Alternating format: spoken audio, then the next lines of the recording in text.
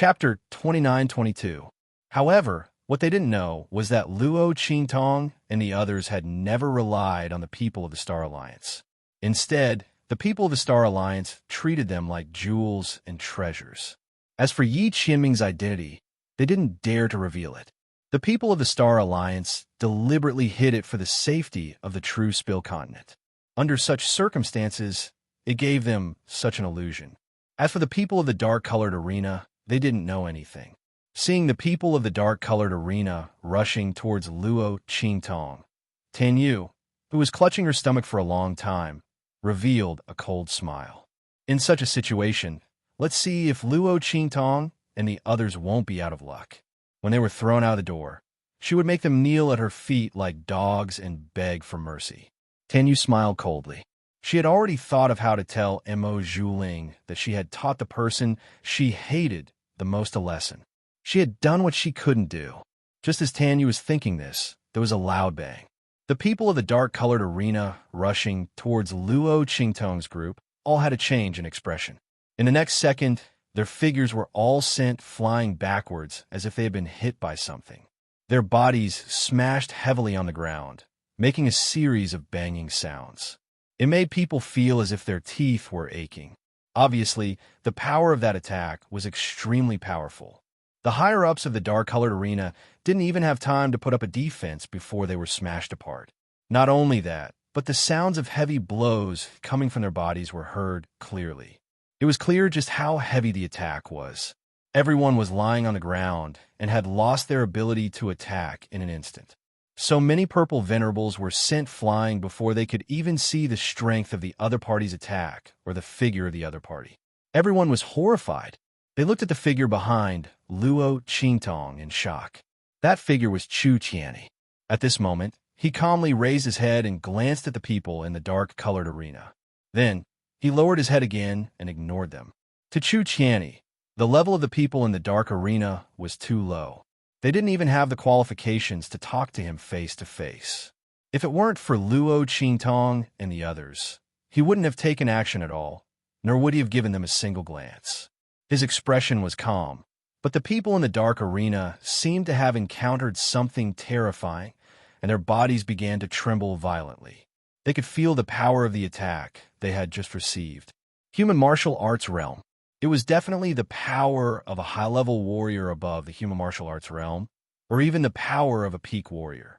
Was he at LV7, LV8, or even the peak of LV9? Terrifying. It was simply too terrifying. No one dared to recall that moment. It was as if the god of death had gripped their throats. Chu Qianni's figure did not move at all. They didn't even know how the other party had attacked.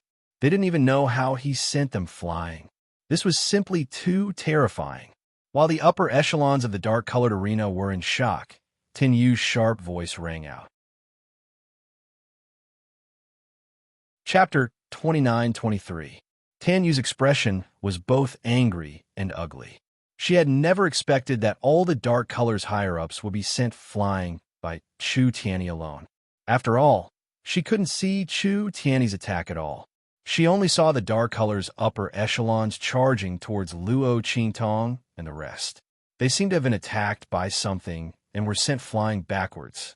If this wasn't acting, then what was it? And it was so clumsy. These dark colors' elders were too much. They were simply insulting their intelligence. Could it be that she and her grandfather couldn't see that they were acting? They had previously thought that they couldn't afford to offend Luo Qingtong and the others. If they hadn't schemed to sell Su Yu and the others to the Qin family of highest heaven, they would have found a way to get those people back. Now, they were deliberately acting for them. They were simply toying with them like fools. Tan Yu's face was filled with anger, while Elder Mao's face also darkened. He coldly looked at the dark colors higher-ups lying on the ground, unable to move, and said, "You're all very good. I will definitely report today's matter to the arena master and let him deal with you according to the rules." Elder Mao's expression was cold and angry. He had always been very authoritative in the dark colors arena. But now, these dark colors elders were toying with him like a fool. He would remember today's matter. When the arena master and the others came back, he would teach them a lesson. Elder Mao's expression was furious. He fiercely flicked his sleeves, and with a boom, he attacked Luo Qingtong and the others. Seeing this scene, the eyes of the dark-colored arena's upper echelons all widened. Their bodies trembled violently as they struggled to break free from the pressure and imprisonment imposed on them by Chu Tianyi. They wanted to tell Elder Mao that they weren't acting. Luo Qingtong actually had a great expert of martial realm level 7 or level 8 by her side. The other party's strength was so strong that they didn't even have a chance to speak, let alone fight back. Everyone's bodies trembled violently as they desperately shook their heads. But in Elder Mao's eyes, they were desperately trying to stop him from attacking Luo Qingtong and the others. They didn't think that this would work. At that moment, his expression became even more furious. He looked at them and said coldly, "Bastards, it's fine if you don't have any blood, but you want me to let Luo Qingtong and the others go like you? You're dreaming. Today, even if these people have the support of the heavens, they will still kneel here and repent for what they said to Luo Qingtong. Otherwise, I won't let them go." As he spoke, he dashed towards Luo Qingtong like a falcon. His 5 claws were sharp, sharp claws, sharp, sharp, sharp claws, like claws, claws, claws, fiercely smashing towards Luo. At this moment, with a boom, his body fell heavily to the ground before he could even get close to Luo Qingtong. Luo Qingtong's expression was indifferent as she looked at Elder Mao, who was kneeling in front of her. The latter's expression was no longer as arrogant and sharp as it had been when he had faced Luo Qingtong. At this moment, his sharp voice was filled with pain. Elder Mao's voice was extremely sharp and painful. He didn't know what was going on, but his body had been forced to kneel on the ground by a huge force. Chapter 29-24. And this was what he had prepared to do to Luo Qingtong and the others. He didn't expect that he would receive retribution instead. Elder Mao's face was filled with horror and pain. His expression was crazily distorted, as if he had seen a ghost. His strength was already at the peak of the 9th level of the Purple Venerable Realm. His strength was almost the same as that of the Star Alliance's leader, Elder Fong, and the others. But at this moment, his body was pressed to the ground in an instant. He didn't have the strength to fight back. He finally understood why the upper echelons of the dark-colored arena were crazily shaking their heads. It wasn't because they didn't want him to attack Luo Qingtong and the others, but because they were telling him that the people behind Luo Qingtong weren't to be trifled with. But now, it was too late for him to comprehend it. Elder Mao's body slammed heavily onto the ground. His knees were all broken, and he let out a blood-curdling scream. Tan Yu's expression was one of extreme terror. She looked at the figures of Luo Qingtong and Su Xiaoxiao in shock. Then, she desperately tried to escape, even forgetting the sharp pain in her abdomen. She didn't expect that the upper echelons of the dark-colored arena weren't acting. They were really sent flying, and they were seriously injured. And now, even her grandfather, a peak powerhouse at the 9th level of the Purple Venerable Realm, was injured. How is this possible? How could the people behind Luo Qingtong be so strong? Tan Yu's face was filled with horror. She finally understood why the upper echelons of the Star Alliance were so courteous to the people of True Spill Continent. And why did Mo Zhuling hate the people of True Spill Continent and Luo Qingtong to the bone, but he still didn't touch them? It wasn't because they were hiding some secret behind them, nor was it because they were involved with the powerhouses of the Star Alliance. It was because the people behind Luo Qingtong were too strong. To be able to severely injure her grandfather and the experts of the dark color with a single strike, they didn't even know how the other party had done it. How could this not cause them to panic and fear? As for Tan Yu, she hated herself for being too stupid. Just because of a few complaints from Mo Zhuling, she had volunteered to help her clean up those people from True Spill Continent. That was just too stupid. However, Tan Yu didn't know that what she knew was only the tip of the iceberg of the power behind Luo Qingtong. And Luo Qingtong's strength was definitely not limited to this. Not only that, but the reason why the people of the Star Alliance treated Luo Qingtong with such courtesy, and why even after Mo Zhuling obtained the power of the Black Fog, he still didn't dare to openly harm the people of the true Spill Continent. This was not because of Chu Tiany's strength. It was Yi Qiming's power behind her. It was just that Tan Yu didn't know any of this. At this moment, just the strength that Chu Tiany had revealed was enough to shock her and make her feel extremely regretful and fearful. Bang! Before she could run out of the Dark Colors door, she was blocked by Yuan, whose figure, Ling Tianhan, Sima Ju, Ling Yuer, and the others all slowly walked over. What did you just say? You want to kill our boss and us? Su Xiaoxiao's face was sweet. She was the first to arrive in front of Tan Yu, before Ling Tianhan and the others. She looked at Tan Yu with a slightly cold and cute face, but the cold light and intent that flashed in her eyes made Tan Yu feel a chill in her heart. Chapter 29-25. Su Xiaoxiao smiled and raised her hand. With a smack, the bottle of liquid medicine in her hand landed on Tan Yu's body. Subsequently, the latter's voice was instantly filled with a miserable shriek. Su Xiaoxiao's voice was soft and cold. Tell me, how did you want to deal with us? Tan Yu couldn't stop herself from saying, I wanted my grandfather and the others to deal with you. I wanted you to crawl out of dark color on your knees like dogs and beg for mercy in front of me. Then I would stomp on your bodies and tell you to scram. I don't dare. I beg you spare me. Tan Yu's face crumbled as she spoke. She couldn't control her body at all.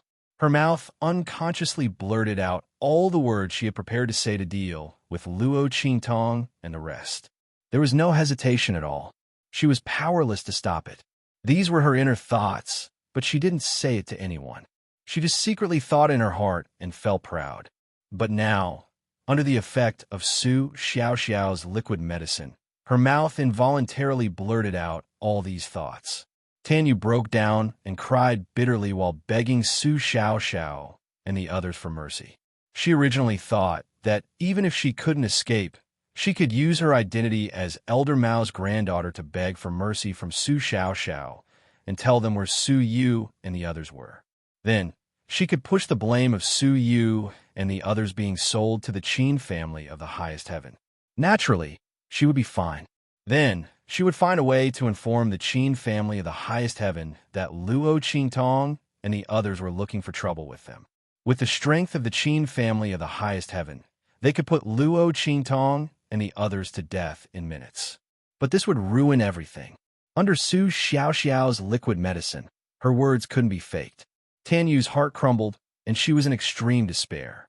She couldn't imagine what would happen if Luo Qingtong and the others found out about everything. However, no matter how much she begged or tried to stop them, Su Xiaoxiao and the others were not moved at all. Su Xiaoxiao asked as her 5 fingers danced with the medicinal liquid. The silver light that filled the sky converged into the most dazzling and moving light in her hand. Her gaze was ice cold. After hearing Tan Yu's words, she immediately patted the medicinal liquid in her hand on Tan Yu's body. The latter had a look of despair on his face as he felt the spiritual energy in his body being blocked bit by bit. The power that she had been so proud of had all dissipated like ice that had fallen into water. What was going on? Why did her power suddenly disappear? Tan Yu knew about Su Xiaoxiao's ability to concoct medicinal liquids, but wasn't it only able to make their attacks lose their power? He had never heard that the medicinal liquid she concocted could make people lose their strength and fall to the bottom of the valley. Tan Yu's face was horrified as she looked at Su Xiaoxiao. The latter's face was indifferent as she looked at her with a chuckle. Why are you surprised? This medicinal liquid is newly concocted by me. I'm not very familiar with it and can't use it in battle. Chapter 29-26. Su Xiaoxiao's face was smiling. This medicinal liquid was newly concocted by her. Because the effect was very slow and the conditions to use it were too harsh, she had never used it outside. This time, she could use Tan Yu as the first demonstrator and use it as an experiment to let her see the effect of this medicinal liquid. If there were no accidents, this medicinal liquid would become her trump card in the future. She smiled and said to Tan Yu, The effect of this medicinal liquid is nothing. I've always been curious. The strength of a martial artist all comes from the spiritual energy in the air. If I completely reverse your strength into spiritual energy according to your strength attribute, will it make your strength and even your realm fall back to the original level, which is the level of an ordinary person? Of course, the first time I use this medicinal liquid, I may not be able to control the power. So in this life, you may be an ordinary person who can't cultivate. You won't be able to cultivate any strength. Not only that, your body may degenerate to the point that it's worse than an ordinary person. Calling you a cripple may be praising you, because a cripple may still have the strength of a pure physical body, but you will have no strength at all, soft, and probably like a sponge, but it doesn't matter. You have such a good face, Su Xiaoxiao said as she patted Tan Yu's bright and moving face. Her expression was cold and indifferent as she said, "With this bright and moving face, when you're sold to that kind of place to do hard labor, perhaps there will be someone who won't dislike your mud-like body and will take care of you. Don't you think so? But at that time, you will probably have to work a little harder and serve a few more men in exchange for a chance to live. Don't you think so?" Su Xiaoxiao's voice was already incomparably cold as she finished speaking. Tan Yu's words made her angry. How dare they sell Su Yu and the others to the supreme Heaven Qin clan? Not to mention that Su Yu and the others also won the foreign martial competition for them. Although they didn't know what the rewards of such a victory were. It must be very rich. But the price Su Yu and the others paid for their victory was to be sold by them. Su Yu was not a member of their Dark Colors arena. He was going to fulfill his promise for Luo Qingtong. Even if Elder Mao and the others didn't know about it at the time, they still didn't want to take Su Yu and the others back. Instead, he wanted to chase them out of Dark Colors and take Su Yu and the others for himself, who gave them the courage to move against the people of true Spill Continent.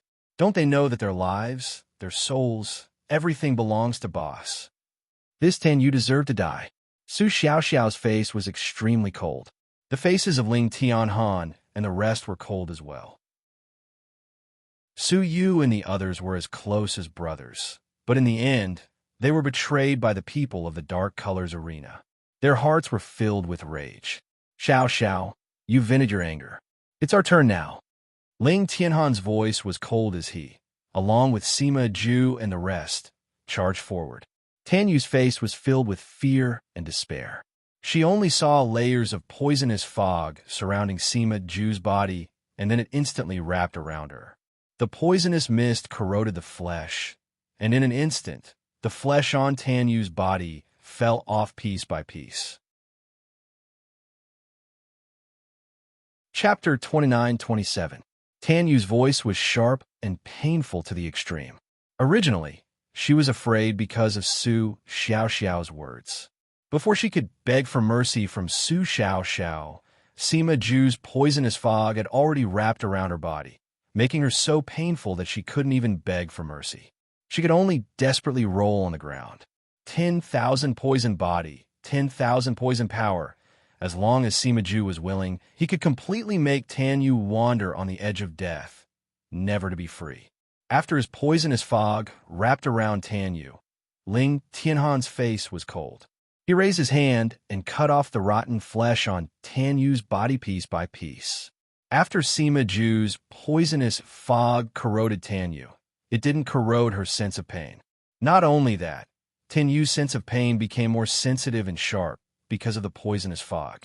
Under such circumstances, Ling Tianhan's every strike was like a stab to her heart. It was so painful that she screamed in agony. At this time, Tan Yu was completely regretting. How could she be so stupid to attack Luo Qingtong and the others? The other party's strength was so strong. She was so stupid to offend them with just a few words from Emo Zhuling. Tan Yu's scream was heart-wrenching. But Luo Qingtong's eyes didn't have the slightest trace of emotion. Tan Yu's end was completely brought on by her own actions. Her end was tragic, but she didn't expect that Su Yu and the others would be treated like this after she sold the Qin family of highest heaven. The status of the slaves bought from the Dark Arena in the Qin family of Highest Heaven was probably not even comparable to ordinary low-level slaves. Not to mention Su Yu and the others. If they didn't deal with it properly, it would be a tragic end. Compared to this, what was so tragic about Tan Yu's end? She should even be glad that Luo Qingtong didn't do it herself.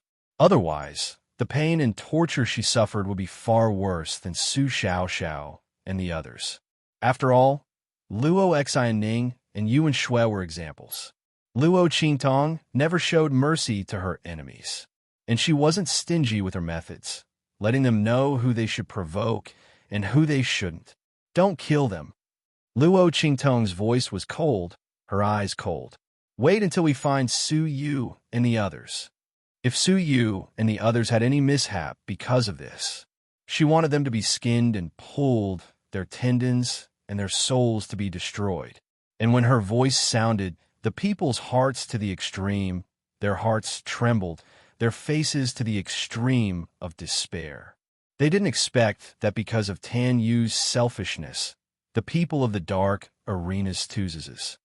Thinking about it, if anything happened to Su Yu and the others, most likely their end would not be much better than Tan Yu's. The peoples of their hearts is of their hearts. If they knew that the strength behind Luo Qingtong was so powerful, they wouldn't have done anything to the other party. Not only that, they will have tied Tan Yu and the others up in front of Luo Qingtong and made them kneel and repent. It was too late to say anything now. Elder Mao looked at Tan Yu's eyes. It was as if he wanted to eat her alive. If it weren't for this granddaughter, he wouldn't have ended up like this. Just when the people's hearts were filled with regret and despair, a voice snapped at this time. Chapter 29-28. As the voice rang out, a middle-aged man with a fierce aura stepped into the dark-colored arena's reception hall. Behind him was a group of dark-colored arena's higher-ups with a fierce aura. These people were incomparable to the dark-colored arena's higher-ups in the reception hall. Every one of them was comparable to Elder Mao in strength.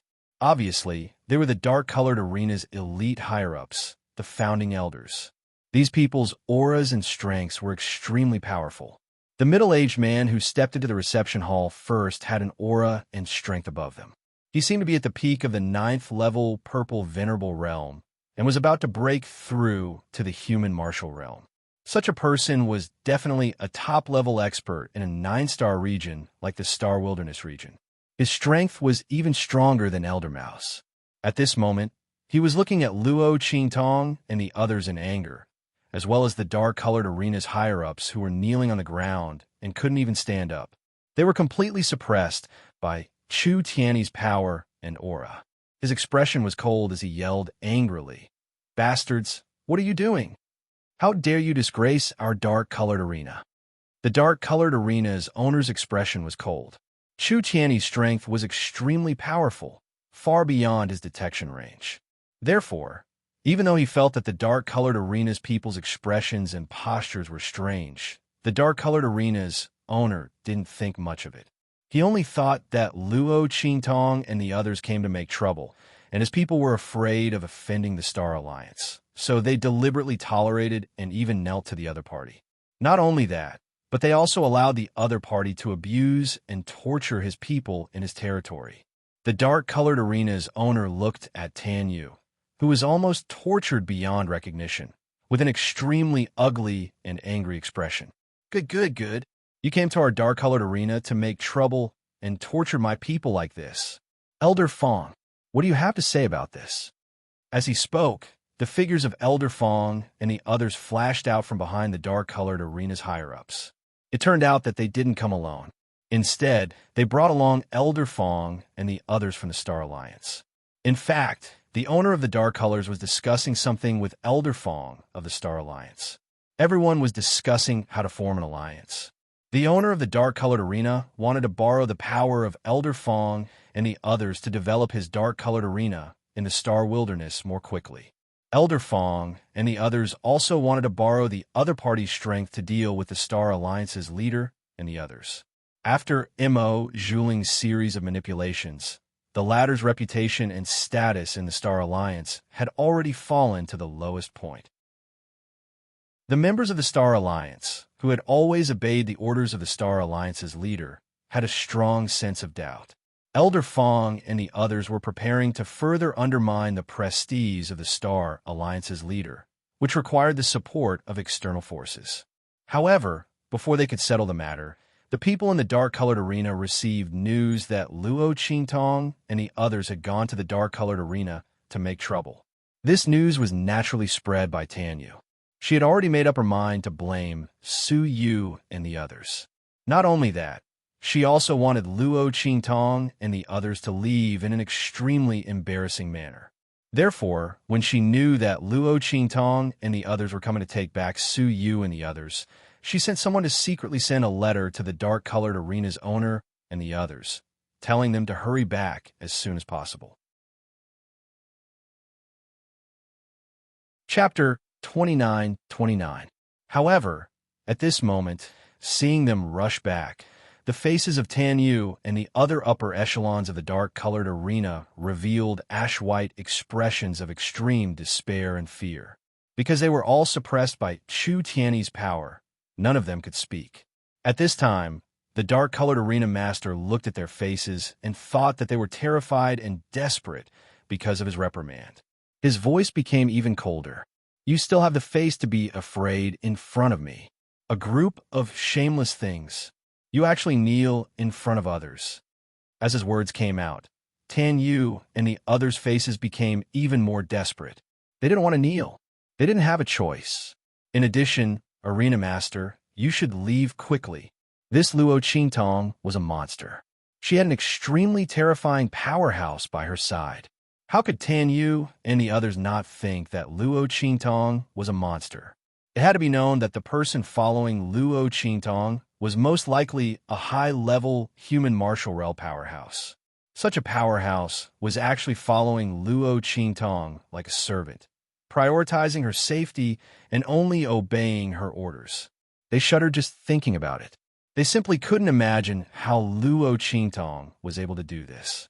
As their faces trembled with despair, Luo Qingtong's expression was indifferent. She looked at Elder Fong and the others. "It's you," she chuckled. Luo Qingtong and Elder Fong didn't have direct dealings with each other. But indirectly, she had heard Su Xiaoxiao mention Elder Fong and the others many times. She knew that they stood on the side of true Spill Continent and were very good to Su Xiaoxiao. They wholeheartedly protected the people of true Spill Continent. Therefore, her attitude towards them was very gentle. She wasn't as cold as she was towards the people of the dark-colored arena. When Elder Fong and the others arrived behind the dark-colored arena master and the others, they saw Luo Qingtong and the others. Their faces were full of horror and surprise. They were surprised that Luo Qingtong and the others appeared here, and the situation here was extremely strange. They were horrified that Luo Qingtong had returned. This young girl was placed at the apex of the young emperor's heart. She was the focus of Elder Fong and the others. It could be said that they were so good to Su Xiaoxiao and the others because they were Luo Qingtong's trusted followers. And now, Luo Qingtong was right in front of them, not to mention her. Immediately, the group of people hurriedly came up to greet them. However, at this moment, the Dark Arena Master's voice rang out. "Elder Fong, you have seen the situation, Colored Arena. The people on my side are disappointing, so I won't say anything about it.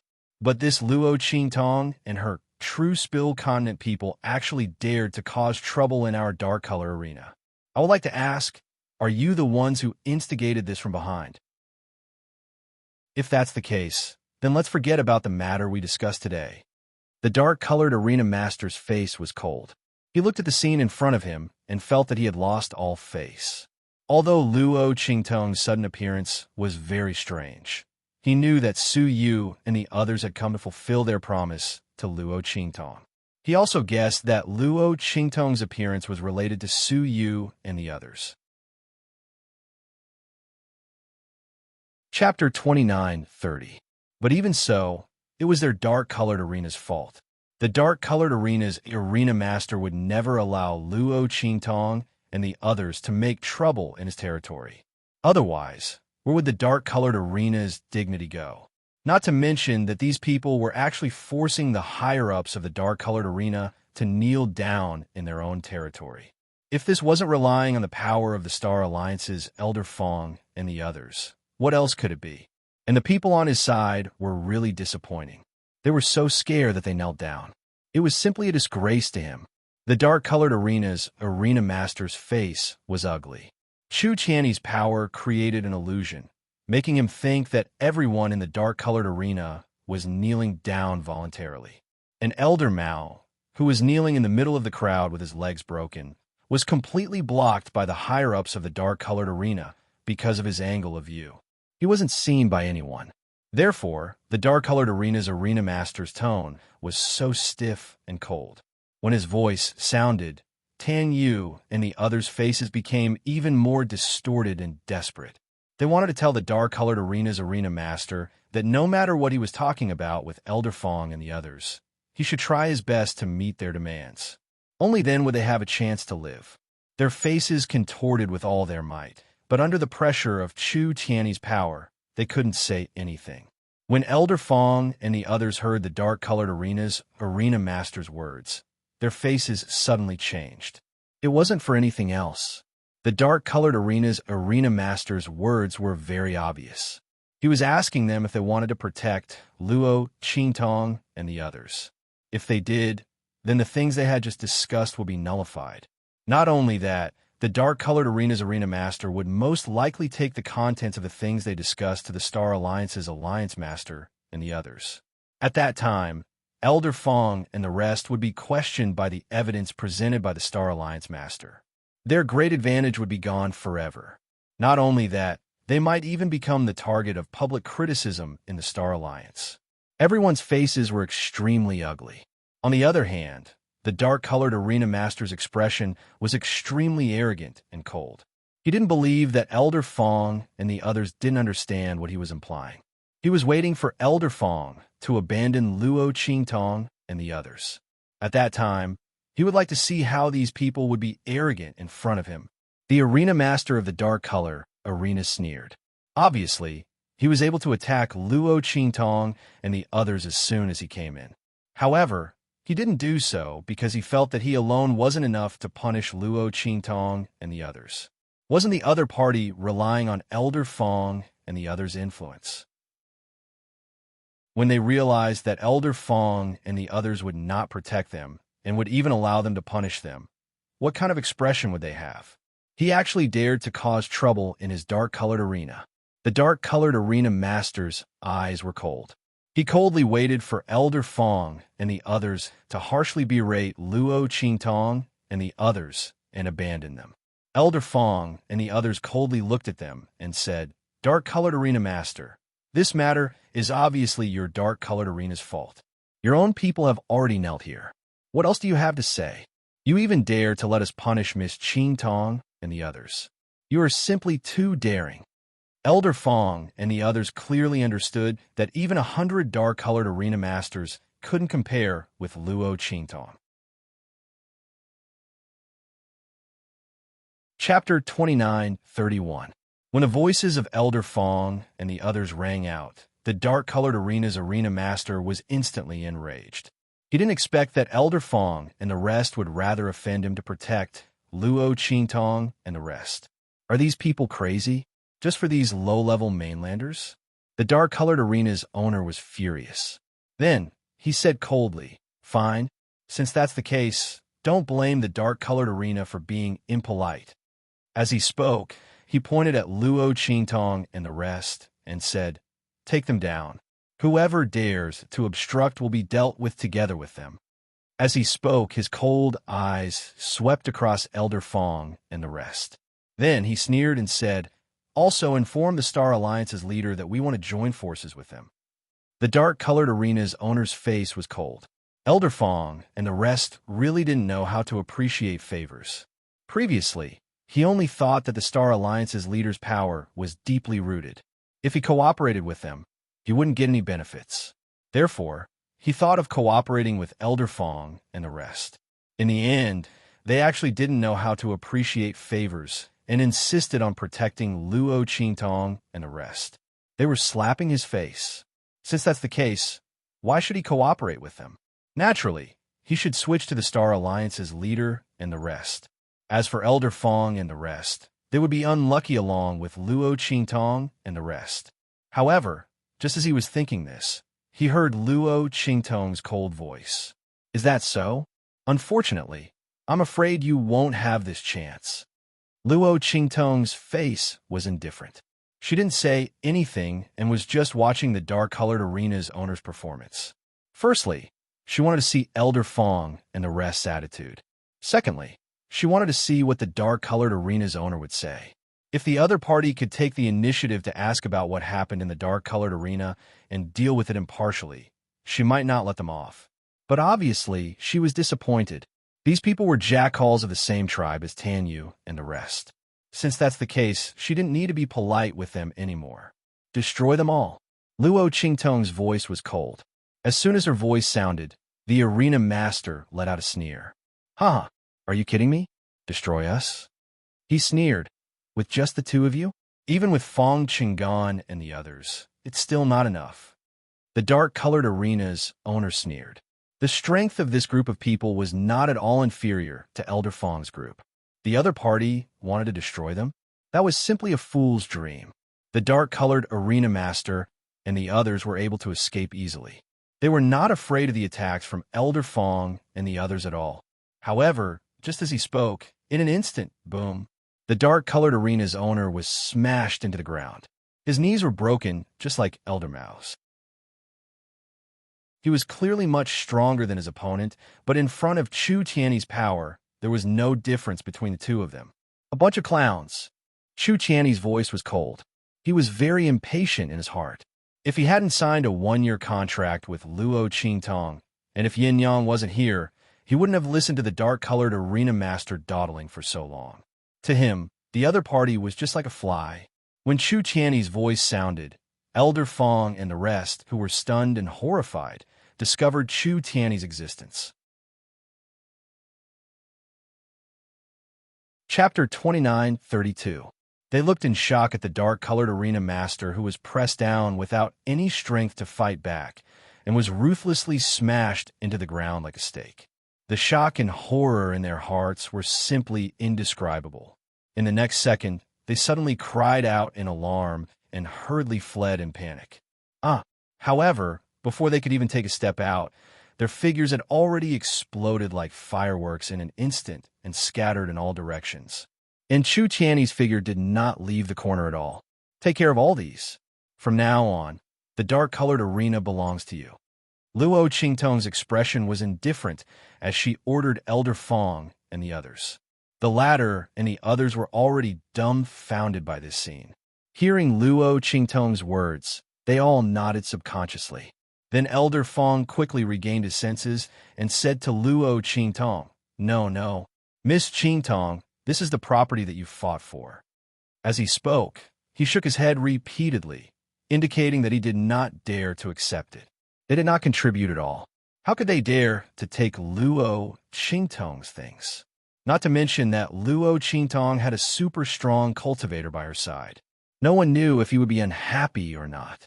As the crowd thought this, they immediately peeked at Chu Tiany's face. They did not dare to imagine. The other party was actually a strong cultivator around the 9th level of the human martial realm, and the other party was obviously following Luo Qingtong's orders.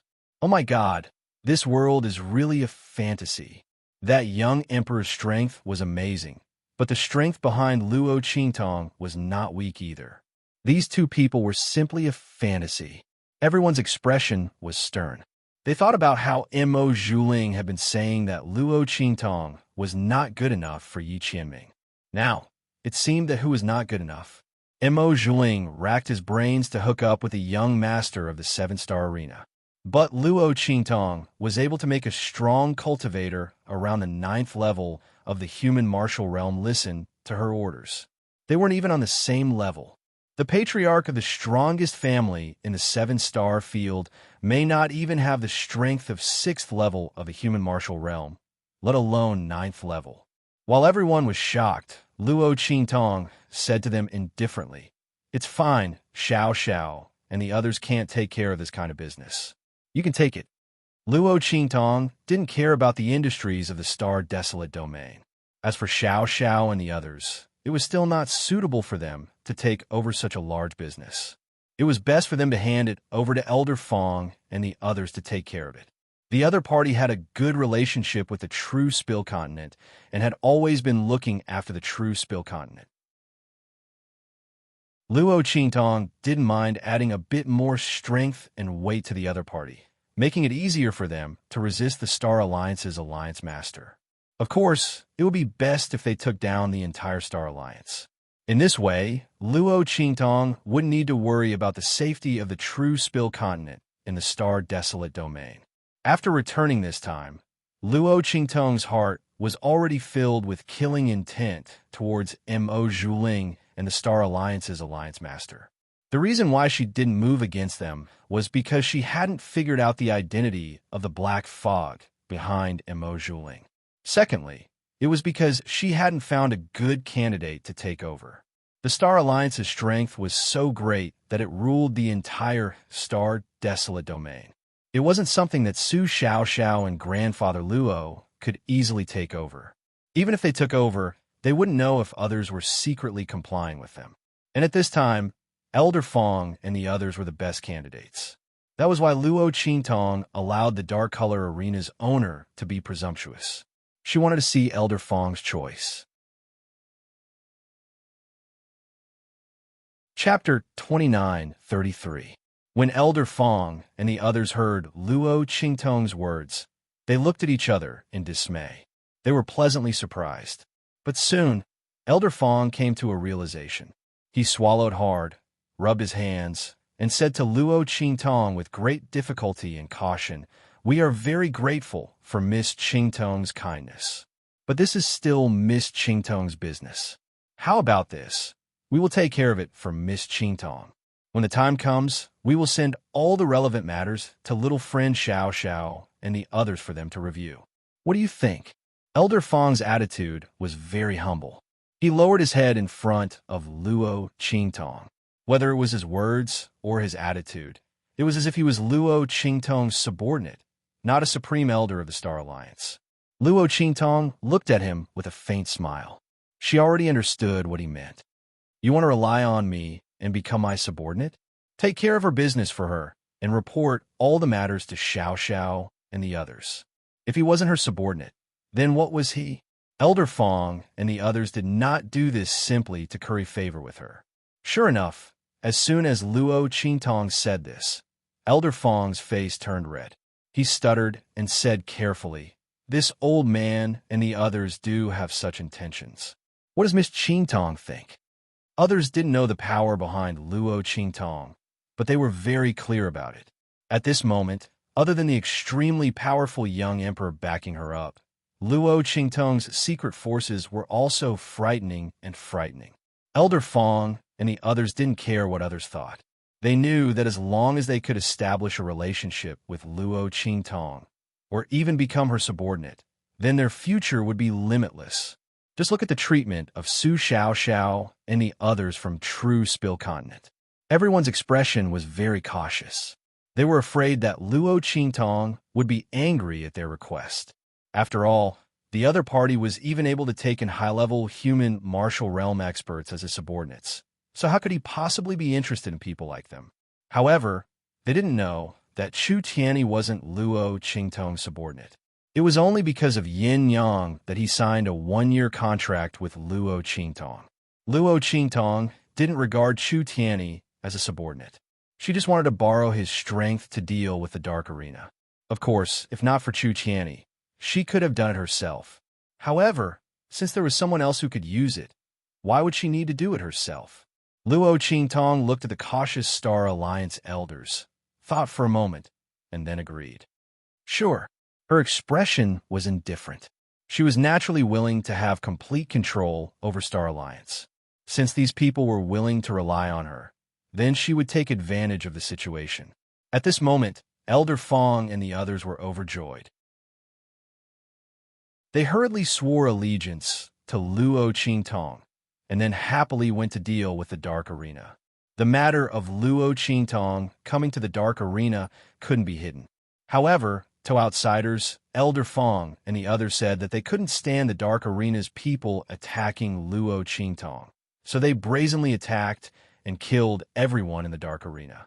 For this reason, Elder Fong and the others pretended to be seriously injured in order to confuse outsiders, especially the Star Alliance's leader, Imo Zhuling, and the others. This was because they could see from Luo Qingtong's attitude that she didn't want Imo Zhuling and the others to know her true strength. Chapter 29:34. Luo Qingtong was very satisfied. She originally wanted to ask Elder Fong and the others to do this, but she didn't expect that they had already done it without waiting for her instructions. Immediately, Luo Qingtong took Su Xiao and the others and prepared to leave here. However, before she could walk out of the dark color arena, she saw a group of people rushing towards her. Xiaoqi, Ji Feiyu looked anxious and forgot to hide the way he called Luo Qingtong. In fact, after knowing that the boss of the 7 unique True Yin was Luo Qingtong and Luo Qingtong's surname was also Luo, he suspected that Luo Qingtong was Luo Xiaoqi. But he didn't come to check. At this moment, he heard that Luo Qingtong had come to the Dark Colors Arena to cause trouble, and that the Dark Colors Arena Master and a group of Dark Colors elites had rushed back to deal with her severely. He immediately rushed over after hearing the news. Because the dark-colored arena master and the others did not hide their actions, anyone who saw them rushing back angrily would be able to find out what had happened. And Ji Feiyu had been secretly paying attention to Luo Qingtong's news, so he knew what had happened at once. When Luo Qingtong saw Ji Feiyu and the others rushing over, she was also surprised. Ji Feiyu. Before she finished speaking, the voices of Su Xiao and the others sounded at once. Boss, you know Child Ji and the others? They looked at Ji Feiyu and the others who had rushed over with surprise. Yes. Luo Qingtong nodded. They saved me before. Luo Qingtong didn't expect Ji Feiyu to guess that she was Luo Qingtong.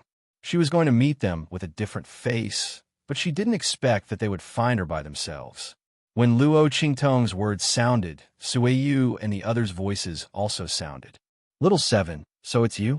No wonder young master rushed over here in such a hurry when he heard that Luo Qingtong was in trouble. So that's your real name? A group of maidservants came down from the carriage with smiles on their faces. Luo Qingtong was stunned when she saw that they were ready to go on a long trip. Sister Suiyu, are you leaving? Luo Qingtong's brows slightly wrinkled. Weren't Ji Feiyu and the others planning to stay in Star City until Ji Feiyu's strength improved before going back? Why are we going back now? How many days had it been? When Luo Qingtong's voice sounded, Suiyu's gloomy voice also sounded. That's right. You don't know. Qin Xiong and those bastards ran back and said that because of you, young master. Before she could finish her words, Ji Feiyu's gentle and firm voice sounded. Well, Suiyu, little 7 is fine. Let's go. Ji Feiyu was very careful. Although he didn't ask about Luo Qingtong's situation, he could guess that Luo Qingtong was fine when he saw them come out of the dark arena unscathed. Little 7 was so powerful when she was in her cat form, not to mention when she was in her human form. Ji Feiyu looked deeply at Luo Qingtong and didn't say anything. He let Suiyu and the others help him get on the carriage. He didn't want Luo Qingtong to know about what happened over there, so as not to implicate her. In fact, if this matter didn't involve Luo Qingtong, he wouldn't listen to his family's orders so easily. Chapter 29:35. Luo Qingtong frowned when she heard his voice. Qin Xiong and the others? Luo Qingtong's eyelids twitched when she thought of the conflict between her and Ji Feiyu and Imo Zhuling breaking off the engagement. Qin Xiong and the others must have gone back and told the family Ji that Ji Feiyu's engagement was broken off because of her, right? Luo Qingtong could imagine what kind of excuses Qin Xiong and the others would fabricate to slander her and Ji Feiyu in order to deal with them. After all, Ji Feiyu's engagement was broken off, and the family Ji had lost face. If Qin Xiong and the others didn't come up with a clear and acceptable explanation for abandoning their master and returning to the family Ji wouldn't accept it. At that time, the punishment that they would receive would not be ordinary. However, pushing the blame to her and Ji Feiyu was not wrong. Ji Feiyu's engagement was broken off by Mo Zhuling because he indulged in beauty. This was the family Ji's greatest humiliation. Qin Xiong and the others had betrayed their master and fled. Not only were they not in the wrong, they were even rewarded. As a vixen, she was the target of the family Ji's people. What the hell? Luo Qingtong's head was filled with black lines after she understood. She didn't want to have anything to do with Ji Feiyu and be labeled as someone who stole Mo Zhuling's fiancé. That was why she had left Ji Feiyu's fleet early on. If she hadn't met Ji Feiyu by chance where she turned into a little white cat, she wouldn't have had any interaction with him. She was still able to bear the title of a green tea B *TCH. What the F *CK? Luo Qingtong cursed in her heart. Ji Feiyu vaguely sensed that Luo Qingtong seemed to have seen through something. He said gently and firmly, "Little Seven, don't worry. I won't let them implicate you in this matter." When the time came, he would take responsibility for this matter.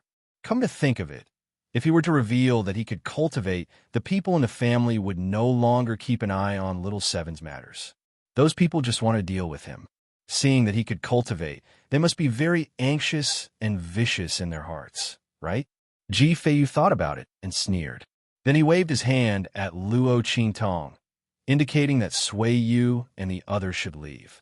At this moment, Luo Qingtong suddenly lifted the curtain of Ji Feiyu's carriage.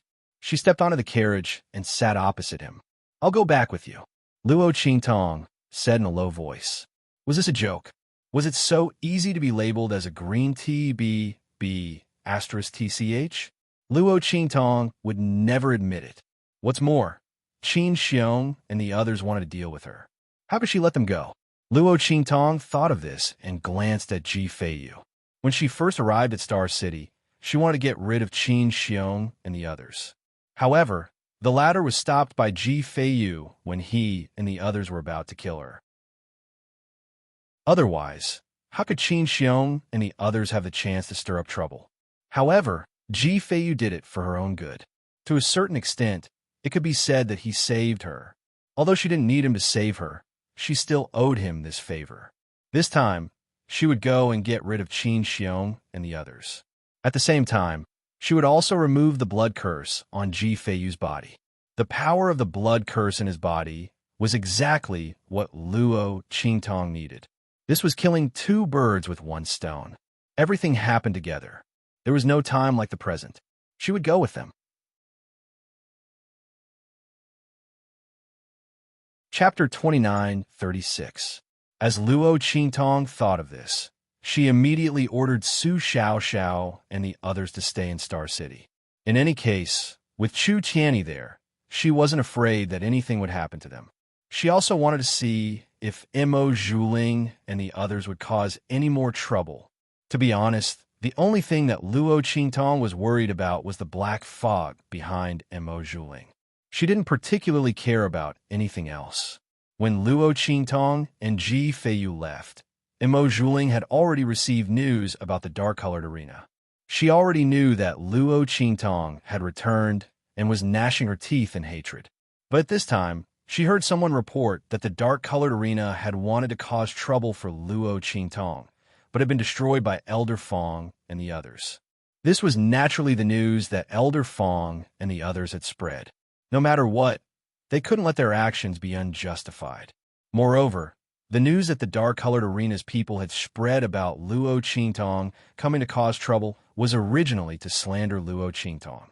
Naturally, they had to make this matter public.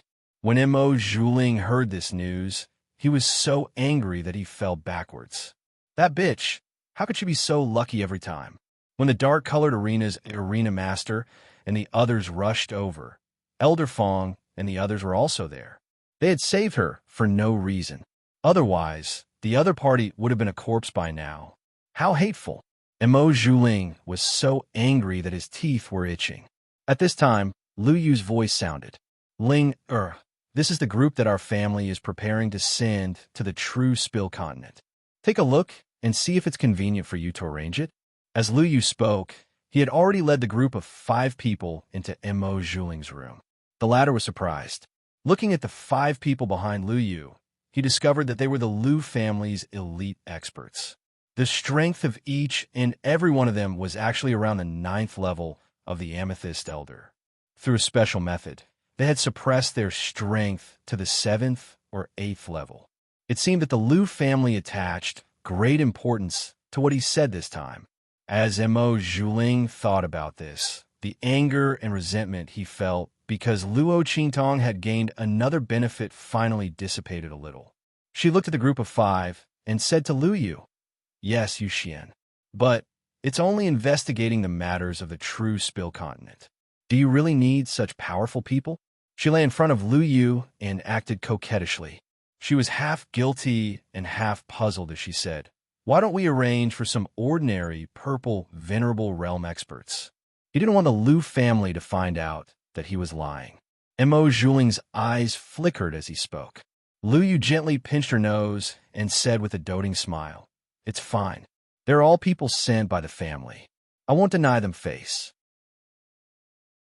As he said this, he whispered into Mo Zhuling's ear, "There's nothing we can do about it. They're afraid that I am speaking irresponsibly, so they're deliberately protecting you. Ling, you should know that in front of the family, I've already said all the good things about you. As long as we can confirm that the true Spill continent is hiding some secret, then the matter of our marriage proposal banquet can be cleared. At that time, you will still be my bride. I will definitely pick you up at a huge bridge and 10 miles of red dowry." Lu Yu's expression was gentle, his eyes beseeching. Mo Zhuling was very hesitant. But when she thought about the first time she met Luo Qingtong in the true Spill continent, something had indeed happened. As long as the Lu family could investigate that change, then she wouldn't be lying. As she thought this, she nodded and said, "Okay." Chapter 29:37. When Mo Zhuling said this, he was especially proud. Her relationship with the Star Alliance's leader had naturally been repaired. Or rather, it wasn't repaired. Instead, it was Mo Zhuling's one-sided, high-profile, and crushing return. If the Star Alliance's leader didn't want to lose his position and be dealt with by the Lu family, he could only listen to Mo Zhuling's orders. And he really did need to rely on Mo Zhuling's power. Otherwise, after Elder Fong and the others annexed the dark-colored arena, they would be on par with him, and might even be on the verge of overwhelming him. While Mo Zhuling was helping the Lu family arrange for the 5 members of the Lu family to be sent to the true Spill continent, on the other side, Ji Feiyu's carriage. He looked at the girl's delicate profile and sighed. "Little 7, you shouldn't have come." Ji Feiyu knew that Luo Qingtong wouldn't be able to take this lying down. It was fine if she didn't know about this, but once she did, how could she tolerate Qin Xiong's slander? It was because he hadn't reacted in time, and she had noticed the clues. But this was their family Ji's matter, and Ji Feiyu didn't want to implicate Luo Qingtong. She had done enough for him, and he couldn't trouble her anymore. "Stop the carriage," Ji Feiyu said to Suiyu and the others. Then he looked at Luo Qingtong and said, "Little 7, unless you get off, I won't go back to the family Ji."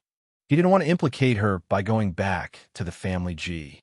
If she wanted to go back with him, why would Ji Feiyu need to go back? He might as well stay in the Star Alliance and wait for the family Ji's people to come and attack him. At least here, Luo Qingtong still had someone to rely on. When he said this, Luo Qingtong's brows immediately furrowed. When Suiyu and the others heard his words, they hurriedly stopped the carriage. After all, they also felt that Luo Qingtong didn't need to go with them. Firstly, this matter had nothing to do with her in the first place. It was all because of them. Secondly, this matter was directed at her and young master. If she went over, wouldn't people confirm her relationship with the young master? At that time, not only would her reputation be tarnished, she would also suffer together with the young master. Suiyu and the others had decided to go through thick and thin with Ji Feiyu. However, Luo Qingtong was just an innocent person who was implicated, not to mention their young master. Even they couldn't bear it. Everyone thought so and immediately said to Luo Qingtong, "That's right, little seven. We appreciate your kindness. But you really don't have to take the risk with us. You don't know, but the family G situation is not someone you can afford to offend." Suiyu and the others didn't mean to say such hurtful words. But when they thought of the danger Luo Qingtong would face if she went back with them, they immediately hardened their hearts and said these words, hoping that she would back off. After all, this matter had nothing to do with her. It was them who implicated her. Or rather, it was the young master who implicated her. Luo Qingtong's expression was indifferent as she looked at them and said, "I can cure your young master's illness." As she spoke, she turned to Ji Feiyu and said, "The blood curse in your body hasn't been completely removed. It's just isolated. After returning to the family G, as long as the person behind you is willing, they can regain control of the blood curse in your body at any time. They can even absorb all your soul and vitality in advance." Chapter 29:38. What's more, you were supposed to have a perfected innate body, a body blessed by the heavens for cultivation. If it weren't for the existence of this blood curse, your strength would have increased to an extremely terrifying level long ago. Don't you want to experience the feeling of having all the power in your hands and having everything under your feet? I'm going back with you not only because of Qin Xiong and the others, but also because the blood curse in your body hasn't been lifted yet, and I just happen to need its power. So, do you understand? As soon as she said this, Sui Yu, Ji Feiyu, and the others were instantly shocked. Sui Yu and the others directly blurted out, "Little seven, you can actually see the problem with our young master's body?" Of course, Luo Qingtong's expression was indifferent. She originally didn't plan to hide the fact that she could save Ji Feiyu in front of Sui Yu and the others. Otherwise, how could she go back with them? But she originally planned to go back with them after completely solving the problem with the Star Alliance. Now, she could only bring forward the plan. But it didn't matter. Anyway, he had to make a trip there. It didn't matter when she went. Now that the power of the Black Fog was severely damaged, it wouldn't be able to come out to stir up trouble in a short period of time.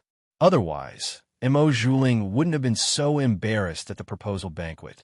The reason why Luo Qingtong left Chu Tianyi and the others was to prepare for a rainy day.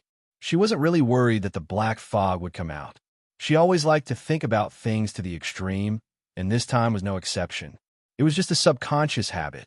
When her voice sounded, Sui Yu and the others' expressions became unusually excited and emotional. This is really great. The crowd didn't expect Luo Qingtong to be able to see Ji Feiyu's problem. Not only that, but she could also cure it. They originally thought that Ji Feiyu's problem had been cured with the help of the little white cat. They didn't expect that it was just a temporary solution. Everyone was excited, but Ji Feiyu's expression was indescribably complicated. He looked at Luo Qingtong, then nodded lightly and said, "Okay." Actually, it wasn't that he wasn't moved by Luo Qingtong's words. However, she had already helped him a lot, and he didn't want her to take any more risks. If Luo Qingtong hadn't said those last words, saying that his blood curse power was good for her, perhaps Ji Feiyu would still refuse to let Luo Qingtong go back with him. But at this moment, he could only agree.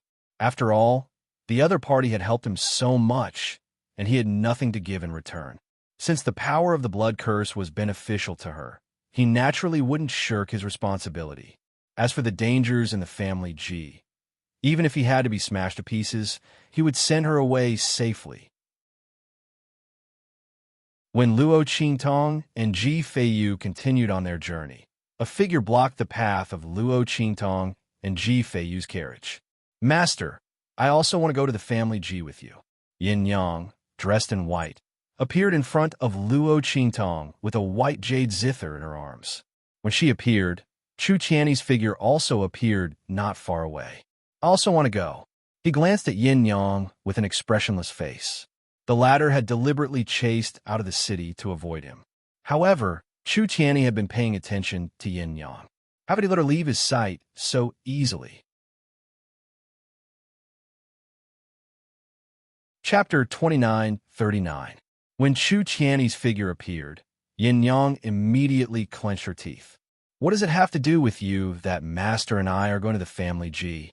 Master's order is for you to stay in Star City and take care of Su Xiao and the others. Who allowed you to leave without permission? Her face was filled with anger. She didn't want to be with Chu Tianyi. That was why she left Star City. Who would have thought that he would follow her out? This man was like a ghost that wouldn't go away. Yin Yang really wanted to curse at him. But when she thought of the things that he did under the alias of Lin Yi and the things that he did for her, and then when she thought of how he sold himself to Luo Qingtong for a year, she couldn't say anything. She and Luo Qingtong were master and servant in name, but in reality, they were family. She saw Luo Qingtong as her savior in faith, and she was willing to be her servant. But Chu Tianyi wasn't like that. He was the head of the Tianfeng Chu family. In the Tianfeng region, he was an ambitious and ruthless person. Such a person was willing to lower his head for her and serve Luo Qingtong as his master, just to prove that he didn't have any ulterior motives when he approached her. Yin Yang's heart was touched. But how could the knot in her heart be untied after so many years? How much did she suffer because of this man? The source of all the tragedies in her life was all because of him. Even if she knew that he was set up, Yin Yang couldn't help but hate him. In fact, if Chu Tianyi didn't use the identity of Lin Yi to stay by her side, gain her trust, and break her heart, she wouldn't have been able to protect herself. Back then, when his identity was exposed, Yin Yang would not have been able to restrain herself from making a move. When her voice rang out, Chu Tianyi's face was expressionless but firm as he said, "Back then, I said that my only request for signing the slave contract was to be with you. I have the right to refuse the order when you are not here." In short, Chu Tianyi wanted to follow Yin Yang. When Yin Yang heard his words, she was touched and angry. She gritted her teeth. Before she could finish her words, Chu Tianyi had already gotten into the carriage, moving faster than her. Yin Yang had no choice but to get into the carriage with him. Anyway, even if she turned back immediately, Chu Tianyi would be able to follow her. Since she couldn't get rid of him, Yin Yang didn't want trouble. Bringing him to the family G, at least he could do something for Luo Qingtong. With that thought in mind, Yin Yang ignored Chu Tianyi. Seeing the two chasing after her, Chu Tianyi's words, Luo Qingtong's, Shi Tianyi's.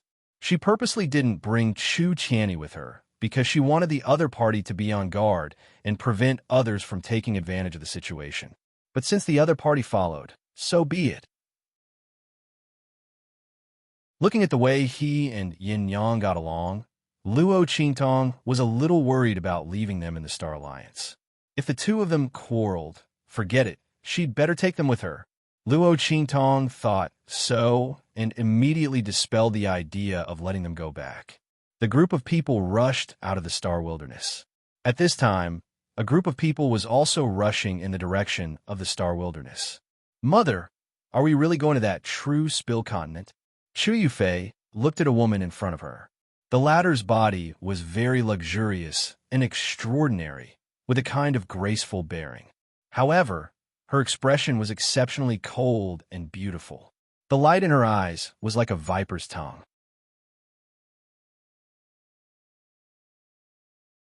Chapter 29:40. When Chu Yufei spoke, the woman turned around and looked at her indifferently. "Of course, if we don't go there, are we supposed to wait for Chu Lingfeng to succeed and bring that woman over?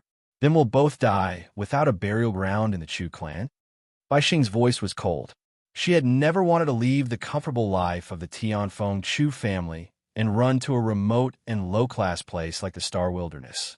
Furthermore, this place was a stain on her life that she didn't want to mention at all. When Bai Xing was still in the Tianfeng Chu family, she hated mentioning her origins. She didn't want anyone to know that she came from a low-class 9-star region and a low-class continent. She had worked hard all these years to build up her power in the Tianfeng Chu family and make the Tianfeng Chu family accept her. How much effort had she spent?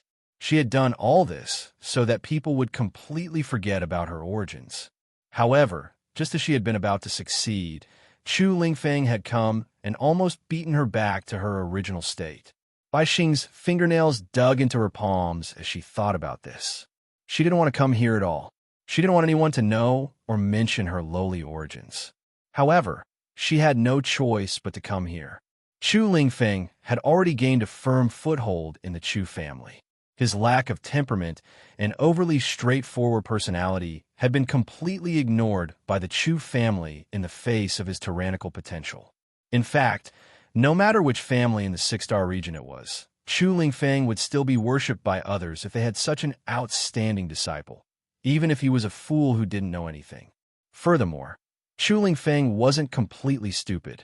He still had a clear sense of right and wrong, as well as his likes and dislikes.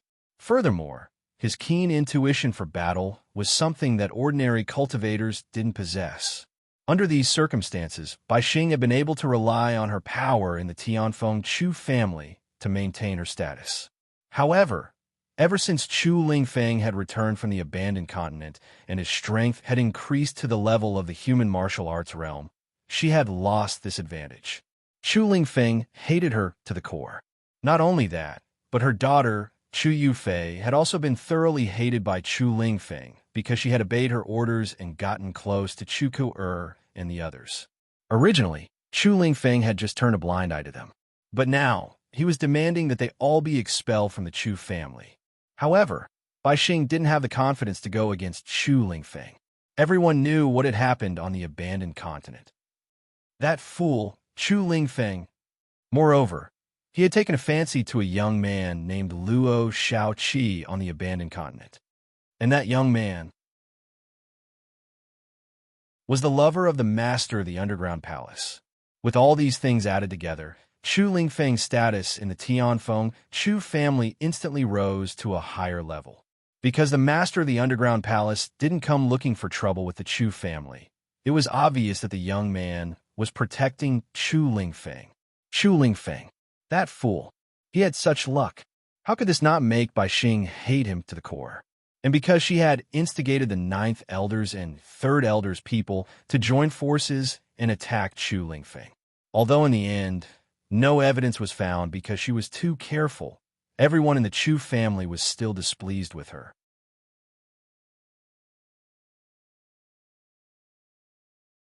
Chapter 2941. Bai Xing knew in her heart that if she did not think of a solution quickly, she, the fake savior of the Chu family, would be completely exposed and die a horrible death when everyone in the Chu family changed their minds. Bai Xing did not doubt that Hu Yinyang would not let her off. After all, she was also involved in the incident back then. In fact, she was the one who had found Chu Tianyi, and she was the one who had given Bai Feng the idea. It was all for the sake of completely destroying Hu Yinyang. But who would have thought that Chu Tianyi's identity was so powerful? Bai Xing was simply stunned when he revealed his strength later on. Later on, she hurriedly asked Bai Feng for advice and asked her to recommend her and Chu Tianyi to leave so that she could get close to this man. She was confident that her judgment was not wrong. But reality proved that she had still underestimated Chu Tianyi. Who would have thought that the man who had fallen in the far west wilderness like a beggar would be the son of a 6-star region's aristocratic family? In the end, Chu Tianyi used his own strength to eliminate the Chu family's enemies and competitors and completely became the overlord of the 6-star region's Tianfeng domain. Bai Xing was deeply infatuated with such an identity and strength. It also made her hate herself for being so blind to have given such a good man to Hu Yinyang and let her take advantage of him for no reason. Otherwise, today, the woman that Chu Tianyi could not forget and was unswervingly loyal to would be her. Thinking of this, Bai Xing dug her fingernails deeper into her palms. She did not even realize that she was bleeding. Chu Yufei's heart also trembled when she heard her words. Her life in the Tianfeng Chu family had been very difficult during this period of time. 3rd Elder, 9th Elder, and the others had been completely punished for their failure. All of them had been crippled of their strength and bloodline and expelled from the Chu family. They would never be allowed to appear in the Tianfeng domain again. It could be said that they were all finished. After the incident on the abandoned continent, the Tianfeng Chu family had almost completely sided with Chu Lingfeng. He was now the rightful heir of the Chu family. No one could snatch his position away from him. Not only that, when Chu Qianni was not in the Tianfeng Chu family, Chu Lingfeng had already made all the decisions for the Tianfeng Chu family. With the support of 8th Elder, Chu Lingfeng was not afraid that Tianfeng Chu family's decisions would be wrong because of his personality and ability. In the future, the entire Chu clan would belong to Chu Lingfeng. There was no doubt about that. How could Chu Yufei, who was suspected of being too close to Chu Ku'er and was very likely to be involved in Chu Lingfeng's murder, have a good life in the Tianfeng Chu family? If not for Bai Xing's identity as the savior of the family head and her management in the Tianfeng Chu family, Chu Yufei did not know what would have happened to her. Being expelled from the Tianfeng Chu family like Chu Ku'er would be considered a light punishment. After all, the other party was a real descendant of the Tianfeng Chu family, and she was an outsider. Yes, an outsider. Chu Yufei had never hated her identity so much. If she was the daughter of the family head, things would not have turned out like this, right?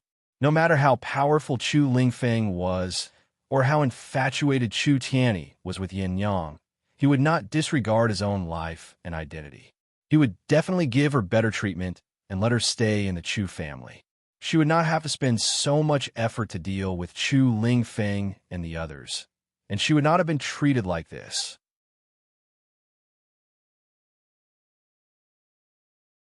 Chapter 2942. In short, we can't let that slut Hu Yinyang have the chance to go to Tianfeng Chu's family. And we can't let the people who knew about us live.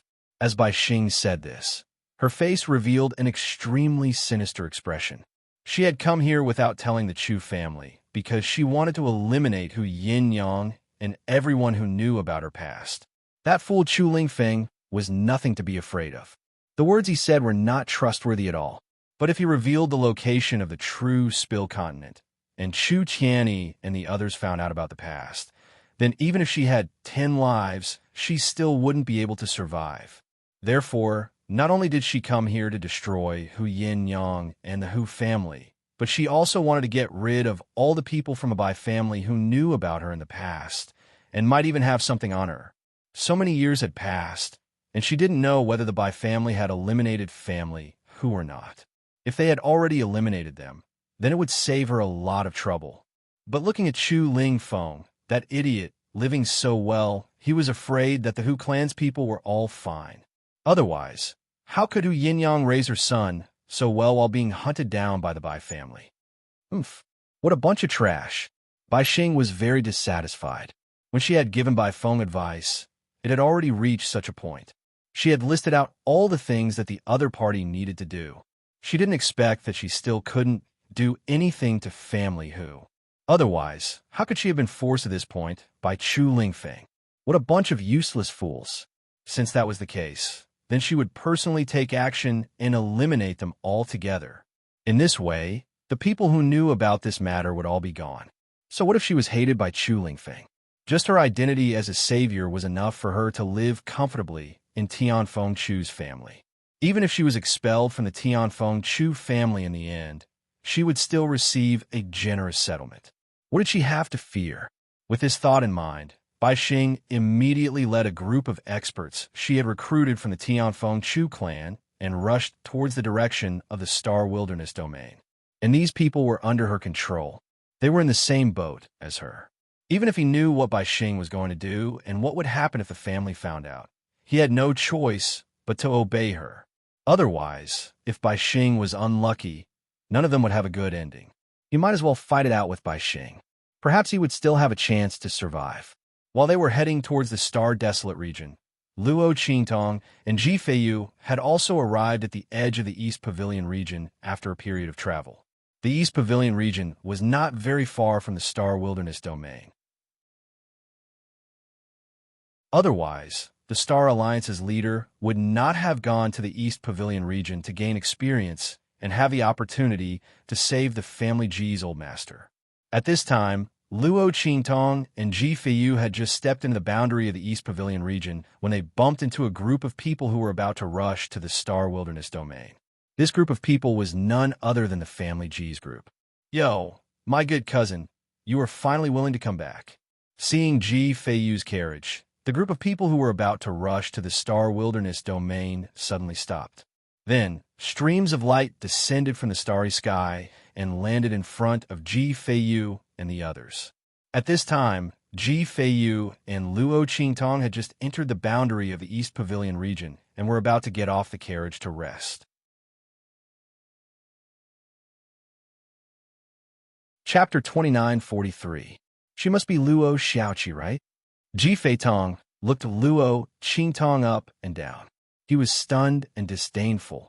"She is indeed a beauty. No wonder she was able to charm my cousin so much that he even disregarded his own engagement and caused the Ji family to have their engagement annulled by the people of the Star Alliance. What a disgrace." His words were very rude, and his face was full of contempt. Ji Feiyu immediately became angry. "Shut up." He gritted his teeth and almost coughed violently due to the excitement in his heart. His body was still recuperating. Even if Luo Qingtong temporarily isolated the power of the blood curse, and he would not continue to lose vitality, the loss of so many years could be healed immediately. He coughed and scolded Ji Feitong coldly. "Since you know that I am your cousin, you should know what kind of person I am." Mo Zhuling did not break off the engagement because of an affair. It was because Mo Zhuling found a better woman, the young master of an aristocratic family in the 7-star field. That's why he broke off the engagement with me. In your mouths, it became me indulging in beauty and wantonly humiliating my friend. Is this the way the family G taught you? Or is it that you are such people in private? That's why you slander me so wantonly and don't see the truth at all? Ji Feiyu's voice was cold. When he was preparing to return to the family Ji, he already knew what kind of humiliation he was about to face. That was why he didn't want Luo Qingtong to come back with him. Otherwise, not only would he face this humiliation, but also Luo Qingtong. Luo Qingtong was implicated by him. She saved his life and cured his illness. In the end, she ended up being despised with him and even had her reputation tarnished. He was extremely upset. He never got angry easily. His face was always gentle and calm, but this meeting was full of anger. A burst of family G's first wife's imposing aura and graceful noble aura was instantly revealed. He looked at the stunned Ji Feitong and said coldly, "Apologize to her. Otherwise, don't blame me for punishing you as your eldest brother."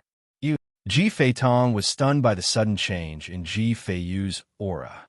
When he came back to his senses, he instantly flew into a rage out of humiliation. Ji Feiyu had always been the target of ridicule for family G's descendants. As the legitimate son of the family G, he was not allowed to cultivate despite his noble status. In fact, it was unknown whether the family G's lineage would cease to exist after him. Therefore, they were never stingy with their ridicule. In fact, because of his identity as the son of the first wife, their mockery would only intensify. Ji Feiyu had never stooped to their level. This made them think that he would not dare to resist them. Now that Ji Feiyu suddenly berated him, his aura intimidated him in an instant. How could Ji Feitong endure this? Immediately, he began to scold him harshly. "You piece of trash, what did you say? How dare you say that you want to punish me? Do you think you have the right to do so? If it weren't for your status as the legitimate son of the family G, what do you think you are in the family G? You would have been kicked out of the family G long ago to fend for yourself and die without a complete corpse."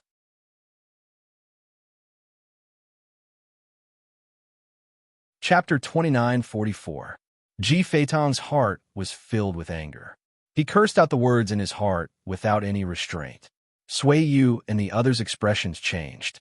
They no longer cared about the difference between master and servant, and directly attacked Ji Feitong.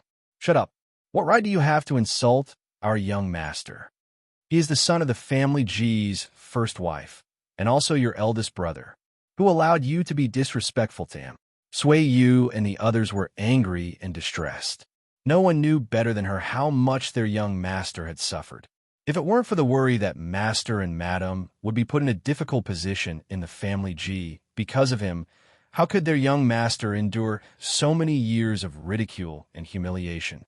However, his repeated forbearance did not result in these people stopping before going too far. Instead, they went from bad to worse.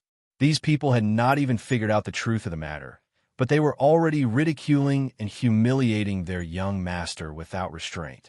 In their hearts, they did not care about what would happen to their young master after the engagement was broken, and they did not care about his feelings.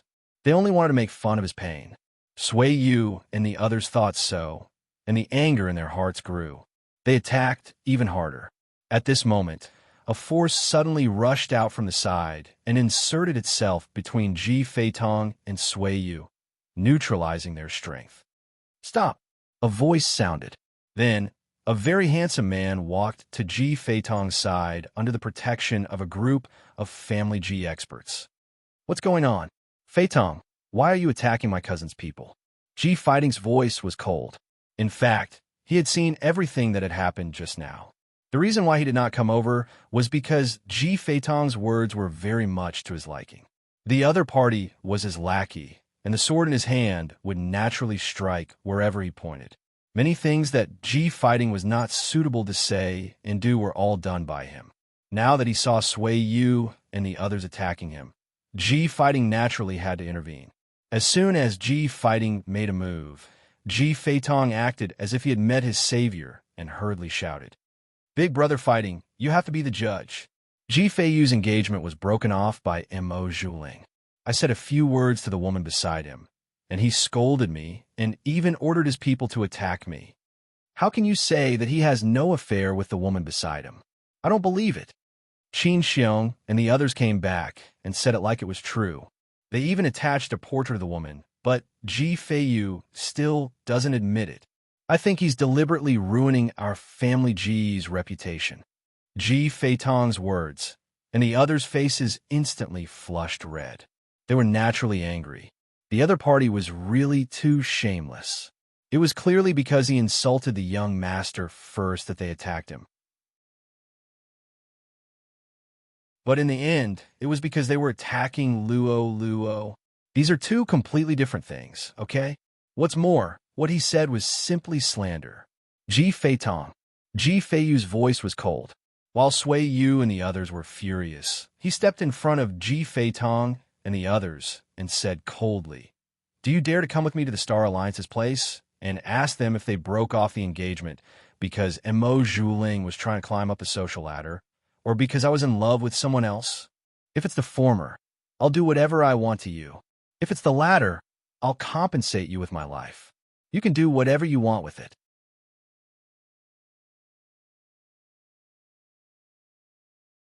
Chapter 2945. Ji Feitong's expression changed the moment he said that. He was rash, but that didn't mean he was stupid. When Ji Feiyu said this, he clearly had confidence in his heart. Damn it, did Qin Xiong and the others really go back and spout nonsense? Ji Feitong's expression turned ugly, and Ji Fighting's brows instantly furrowed. Before they came, they really thought that Ji Feiyu had taken a liking to Luo Qingtong and that Mo Zhuling had broken off the engagement because he knew about it. Ji Feiyu was so confident that he clearly wasn't afraid of them investigating. Ji Fighting suddenly felt very uneasy as he thought about it. Qin Xiong and the others were idiots. Why couldn't they find a better excuse? They originally thought that they could humiliate Ji Feiyu, but they didn't expect that there would be no such thing. They even swore solemnly when they came back. They even provided the girl's portrait, but in the end, they told a lie that could be easily exposed. They were simply brainless fools. Ji Fighting didn't show it on his face. Instead, he smiled at Ji Feiyu and said, "Cousin, why are you so angry?" Feitong is anxious because of his family G, even though he acted rashly and offended you. Cousin, can you forgive him on account of his extenuating circumstances? As for the Star Alliance breaking off the engagement, he paused. It wasn't clear whether it was intentional or not, but he purposely dragged out the words breaking off the engagement. Then he chuckled and said, "It's fine. Since the Star Alliance doesn't know how to appreciate favors, then there's no need for us to investigate. I absolutely believe in you." Of course, he didn't know whether the people in his family believed him or not. Ji Fighting's expression was indifferent. He wasn't like Ji Feitong and the others. There was no need for him to find fault with Ji Feiyu. If Ji Feiyu said that he didn't break off the engagement because he fell in love with someone else, then he didn't break off the engagement because he fell in love with someone else. What did it matter whether they believed him or not? It was fine as long as the family didn't believe him. Moreover, Ji Feiyu was so concerned about the woman beside him.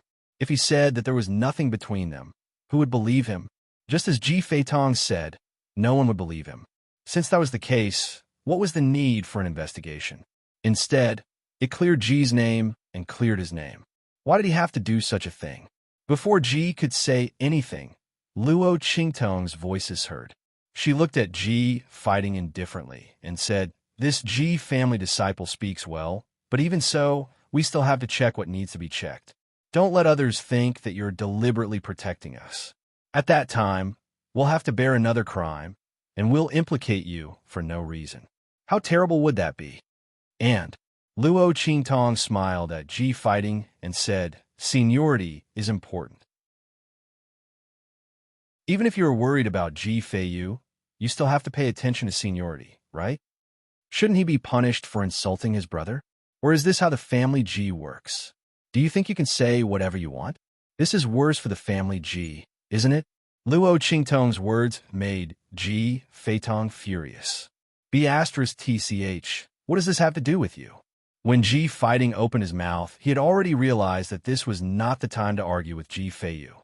Anyway, even if Ji Feiyu managed to convince them, what about the elders of the family Ji? In the end, he had to suffer a little.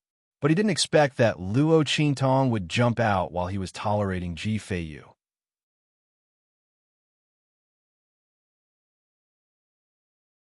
Chapter 2946.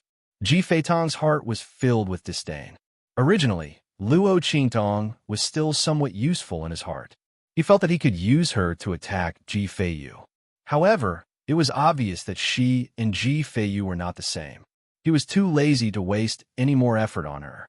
Who knew why an unknown girl from the 9-star region would hook up with Ji Feiyu? She even had a scheme to get close to a piece of trash. Who knew how desperate she was for him to eat? Or rather, how ambitious was she? How eager was she to achieve instant benefits? Ji Feitong snorted in disdain as he thought about it. He had seen many women like Luo Qingtong. She used Ji Feiyu's ladder to get close to them, and then spoke rudely to arouse their interest, loosening the reins only to grasp them better. Unfortunately, they were tired of this kind of trick. However, the other party was not bad looking. It would be good if he could play with her for free. As Ji Feitong thought about it, he looked at Luo Qingtong with a lewd and frivolous look in his eyes. Luo Qingtong narrowed her eyes. She looked at Ji Feitong and instantly laughed. Was he having ideas about her? Not bad. It seemed that this time at the family Ji would not be boring. There were always a few idiots who came to court death. It was also a kind of fun, wasn't it? As Luo Qingtong thought about it, the corners of her lips curled up slightly. It was indescribably evil and charming. Ji Feitong's heart skipped a beat when he saw it. Oh my God, I didn't realize that the woman that piece of trash Ji Feiyu brought back was a stunner. Ji Feitong's heart was itching. He was already restless, thinking about how to hook up with Luo Qingtong. If it didn't work, then he would use force. Would Ji Feiyu deal with him because of a woman? Of course, it didn't matter even if he did. What could a piece of trash like him do to him? He couldn't be a threat at all. It was impossible for the family to help Ji Feiyu. As Ji Feitong thought of this, he instantly felt a burst of pride. The way he looked at Luo Qingtong became even more wretched. Behind Luo Qingtong, Yin-Yang clearly saw his gaze and instantly sneered in her heart. How dare the other party have designs on her master? She was simply courting death. She looked at Chu Tianyi, who was beside her, and said, "When you arrive at the family Ji, remember to protect Master well." Originally, There was no need for Yin Yang to instruct this matter. Generally, the people around Luo Qingtong would do this. However, Chu Tianyi was temporarily sold to Luo Qingtong. Moreover, the reason why she sold herself was related to her. She was not sincerely working for Luo Qingtong. Yin Yang was worried that his carelessness would cause Luo Qingtong to encounter danger. After all, Luo Qingtong's strength was only at the Sage Master realm. She didn't know that Luo Qingtong's strength had already risen to the peak of the Purple Venerable realm. This was to make it easier for her to advance in the future. Moreover, in order to confuse the black fog behind Mo Zhuling, she deliberately suppressed her strength and didn't recover. Otherwise, with Luo Qingtong's strength, Ji Feitong wouldn't even dare to covet her. Even when he spoke, he would have to be respectful in front of Luo Qingtong. Moreover, Luo Qingtong's true strength was far beyond the 9th level of the Purple Venerable realm. When Yin Yang spoke, Chu Tianyi glanced at her and said, "What identity are you using to speak to me?" As he spoke, he didn't wait for Yin Yang to speak and continued to speak. "If you speak as my wife, then whatever you say is what it is."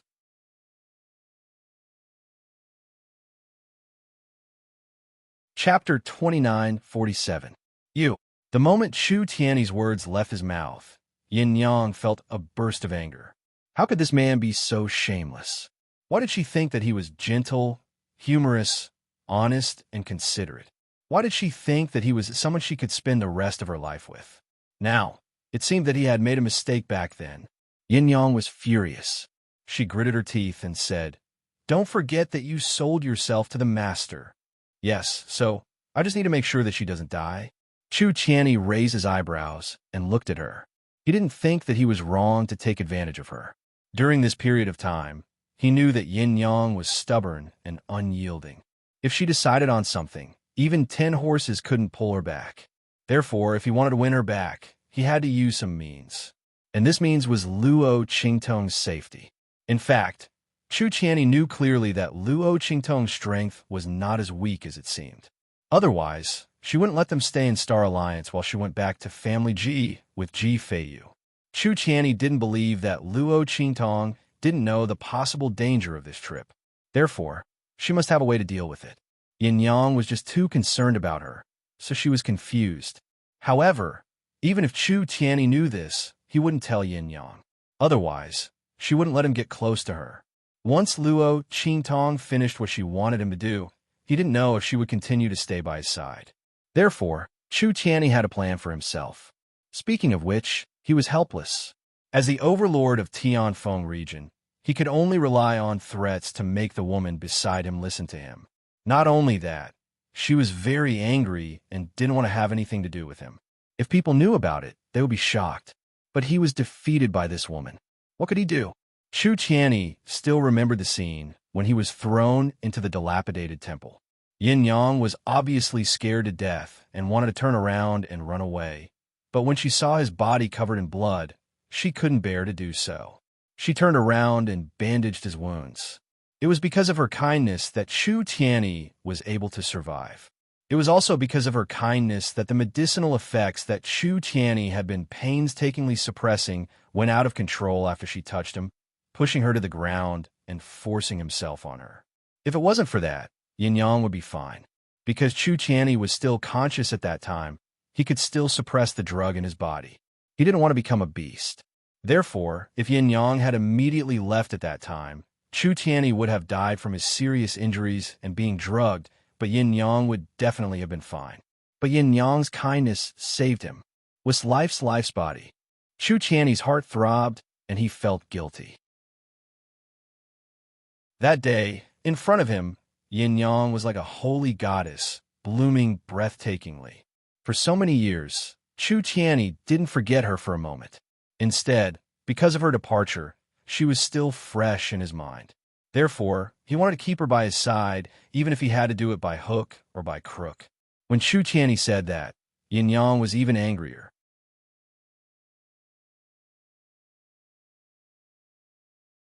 Chapter 29:48. She was extremely depressed in her heart. She wanted to curse Chu Tianyi, but after tossing and turning, other than that shameless word, she couldn't say anything else. In fact, when she heard the word madam, her heart skipped a beat. Chu Tianyi didn't know that she had really considered marrying Lin Yi. After Luo Qingtong brought back the news about Chu Lingfeng, she had already decided that after meeting Chu Lingfeng and asking for his opinion, she would tell Lin Yi everything and see if he would accept her. Who would have thought that before she could meet Chu Lingfeng, Chu Tianyi's identity was exposed? Yin Nyang didn't know how to face him. The person she was attracted to and the person she hated were the same person. How could she accept this? When Yin Yang spoke, Chu Tianyi's heart was filled with joy. Because Yin Yang's words meant that he could call her madam. He was finally one step closer to her. Although this step was a result of his meticulous planning, he was still very happy. Okay, don't worry, I will stay by her side. Of course, you have to stay by my side too, madam. As Chu Tianyi said this, he looked deeply at Yin Yang. Yin Yang turned her head and ignored him, but her heart was in turmoil. She wasn't as indifferent as she looked. Lin Yi and Chu Tianyi. These two people faintly overlapped with each other, making Yin Yang's heart uncontrollably flustered. When Yin Yang and Chu Tianyi were talking in a low voice, Ji Fighting had already ordered Ji Feitong to apologize to Luo Qingtong and Ji Feiyu. No matter what, Ji Feiyu had the identity of a legitimate son. They could be disrespectful to him in private, but there was no need to do so in front of outsiders. Why leave a weakness for the other party to use against him? In any case, Ji Feiyu's status as the son of the first wife wouldn't last for long. When the time came, they would have plenty of opportunities to deal with him. Why should they be in such a hurry? Therefore, Ji Fighting very generously apologized to Luo Qingtong, saying that he didn't think it through, and asked his subordinates to immediately go to Star Alliance to investigate the annulment of the engagement. In fact, wasn't it up to him to decide how to investigate this matter and how long it would take? So what if Luo Qingtong planned for Ji Feiyu? Wasn't he still unable to defeat him? Ji Fighting's expression was indifferent. He sneered in his heart. He didn't take Luo Qingtong's words seriously at all. Luo Qingtong also saw the sarcasm in his eyes and naturally knew what the other party was thinking. However, she had just spoken because she couldn't stand the hypocritical behavior of these fake immortals. She deliberately exposed this matter so as to dampen their spirit. As for whether Ji Fighting would send people to investigate what the results would be, and when he would reply, she didn't consider it all. After all, there was a saying, if you want to condemn someone, you can always find a pretext. If these people from the family Ji really wanted to deal with Ji Feiyu and her, they would do it for any reason. It didn't matter whether they investigated or not. Therefore, she smiled and didn't care at all. Under Ji Fighting's scolding, Ji Feitong also apologized to Luo Qingtong and Ji Feiyu. He coveted Luo Qingtong, so he didn't reject apologizing to her. On the contrary, when he apologized to Ji Feiyu, he felt very dissatisfied and perfunctory. Ji Feiyu couldn't be bothered to pay attention to him. In this matter, the one who was implicated the most was Luo Qingtong. As long as the other party apologized to Luo Qingtong, he couldn't be bothered with anything else. The group of people continued on their way to the family Ji.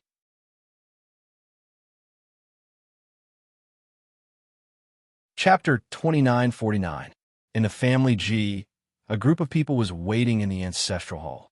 Father, a very pretty and cute girl, stood beside the head of the family Ji and said to him, Ji Feiyu has embarrassed us so much this time. You can't tolerate him because he's the son of the first wife. Otherwise, what will happen to our family Ji's reputation? As Ji Miao Miao said this, she glanced at the middle-aged man beside the head of the family Ji. The middle-aged man's expression was ugly. He looked at her and said in a low voice, Our Yuer is definitely not someone who would disregard the family for personal affairs. The middle-aged man's left arm was obviously seriously injured. It could only hang by his side, looking very uncoordinated. His originally tall and sturdy figure had also become much shorter and hunched because of the existence of this arm. This middle-aged man was Ji Feiyu's father, the original successor of the family Ji, Ji Yuancheng. Originally, he should have been the head of the family G at this moment. But now, he could only sit in the upper left corner. Moreover, he was here because the family G wanted to hold a grand ancestral hall meeting with Ji Feiyu. Otherwise, he would not even have the opportunity to sit at the front. Sitting beside him was Ji Feiyu's mother. The latter's face was very noble and generous. He sat upright beside Ji Yuansheng. Even the mistress of the family, the wife of the head of the Ji family, was suppressed. After all, Ji Feiyu's mother was not an ordinary person. She had married into the family Ji's family from another galaxy. She was the daughter of the first wife of that family. Originally, she could have married an ordinary son of the seven-star field. However, she had taken a fancy to Ji Yuansheng and married into the family despite the family's objections.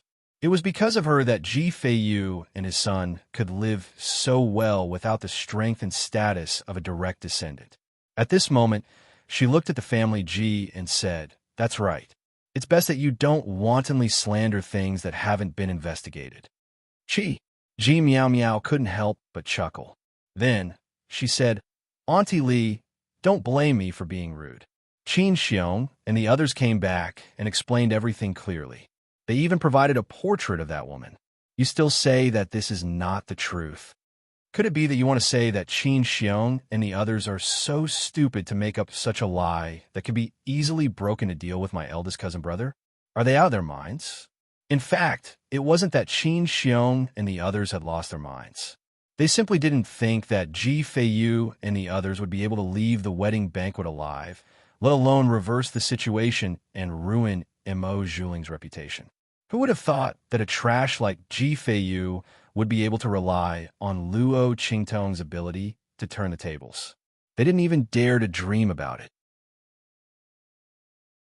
Therefore, when they went back, they naturally and scrupulously slandered and discredited Luo Qingtong and Ji Feiyu to get away with it. At this moment, when they heard Ji Meow Meow's voice, although they felt guilty, they still said firmly, "That's right. Miss Meow Meow is right. We can't say such a lie that can be easily broken. Young Master Feiyu did fall in love with that girl called Luo Xiaoqi. That's why the Star Alliance's eldest daughter broke off the engagement. This is absolutely true. If the family head and elders don't believe us, you can go to the Star Alliance to check."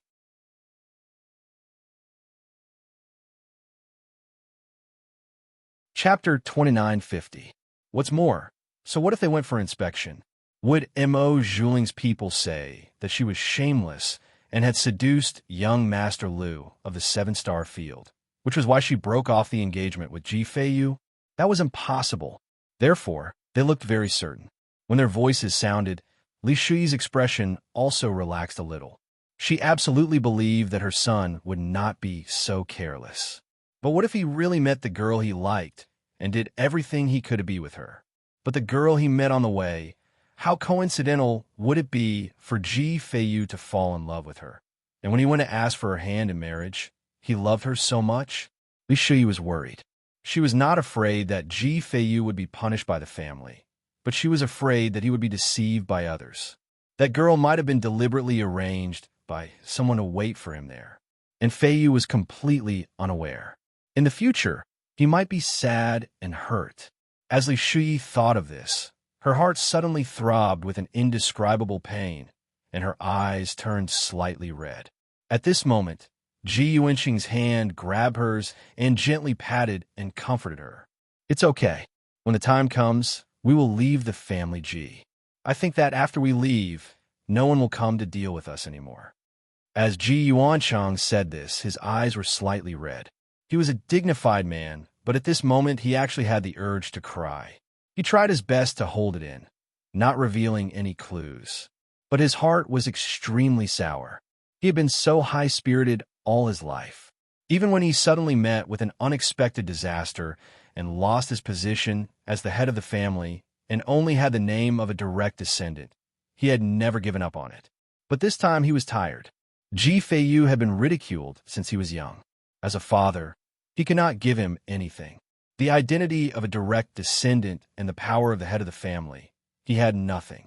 And Ji Feiyu had been humiliated and ridiculed because of his identity as a direct descendant. If he wasn't his son, even if he was a trash who couldn't cultivate, he wouldn't have suffered so much slander and humiliation, right?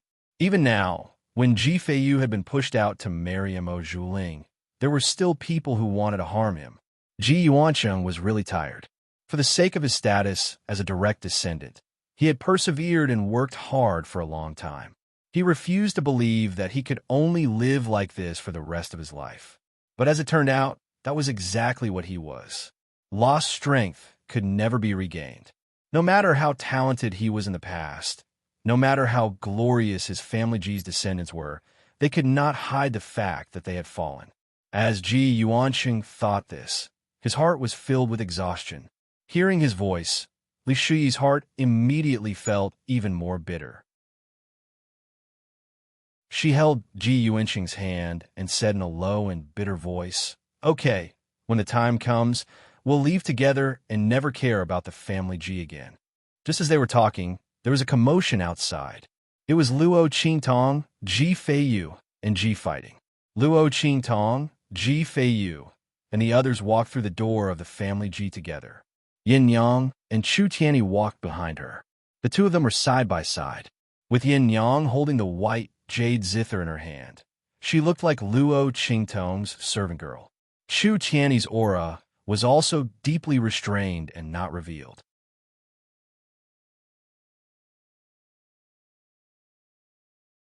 Chapter 2951.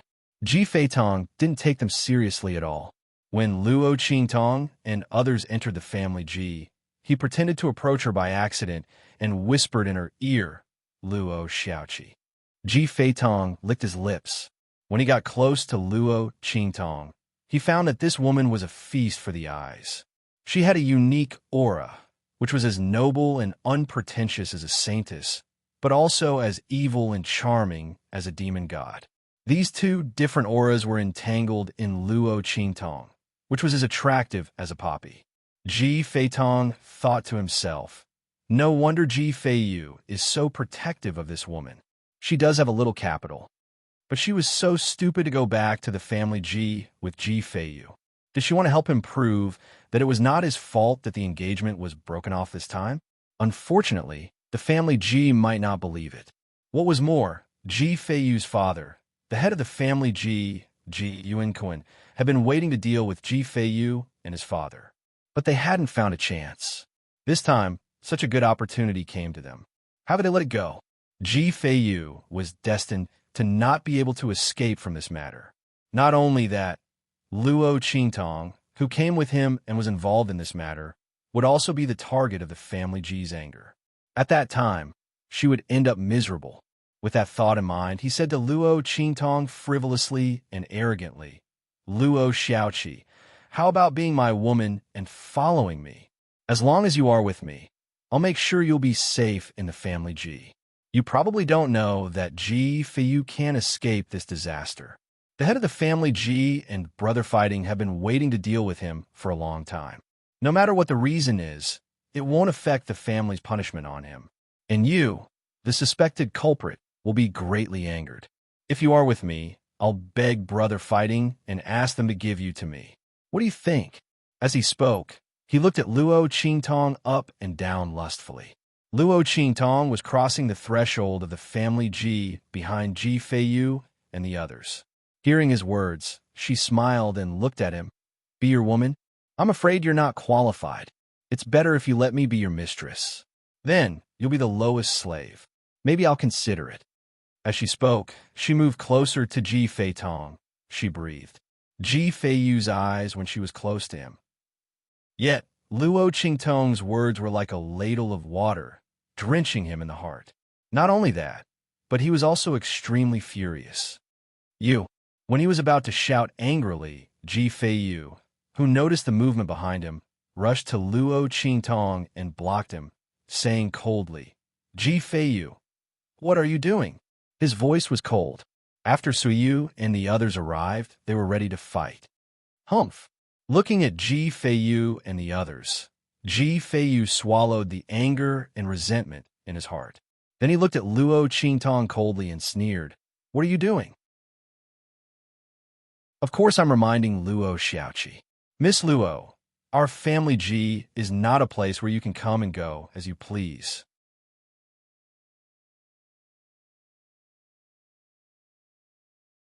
Chapter 2952. As Ji Fei Tong spoke, he looked at Luo Qing Tong with an extremely cold gaze. This Beatrice really didn't know how to appreciate favors. She refused a toast only to be forced to drink a forfeit. In that case, don't blame me for being impolite. Let's see how she will kneel and beg me then. With that thought, he immediately snorted coldly and strode forward. On the other hand, Ji Feiyu looked at Luo Qingtong worriedly and asked, "Little Seven, are you all right?" He blamed himself in his heart. He was just about to go back to the family G. He was worried about his parents and unconsciously walked faster. He forgot that Luo Qingtong was still behind him. Otherwise, Ji Feitong wouldn't have had the chance to get close to Luo Qingtong. "I'm fine." Luo Qingtong raised her eyebrows and chuckled. She meaningfully put away a medicine bottle in her sleeve. The information revealed by Ji Feitong was quite interesting. Ji Fighting's father, the head of the family Ji? Luo Qingtong looked at Ji Feiyu and the others walking in front of her and asked Ji Feiyu, "Is Ji Fighting the person who replaced your position as the young master?" "Yes," Ji Feiyu nodded. His tone was a little difficult. He looked at Luo Qingtong and didn't know why she asked this. He was the legitimate son of the family Ji, but his status in the family Ji was actually lower than that of the collateral family members.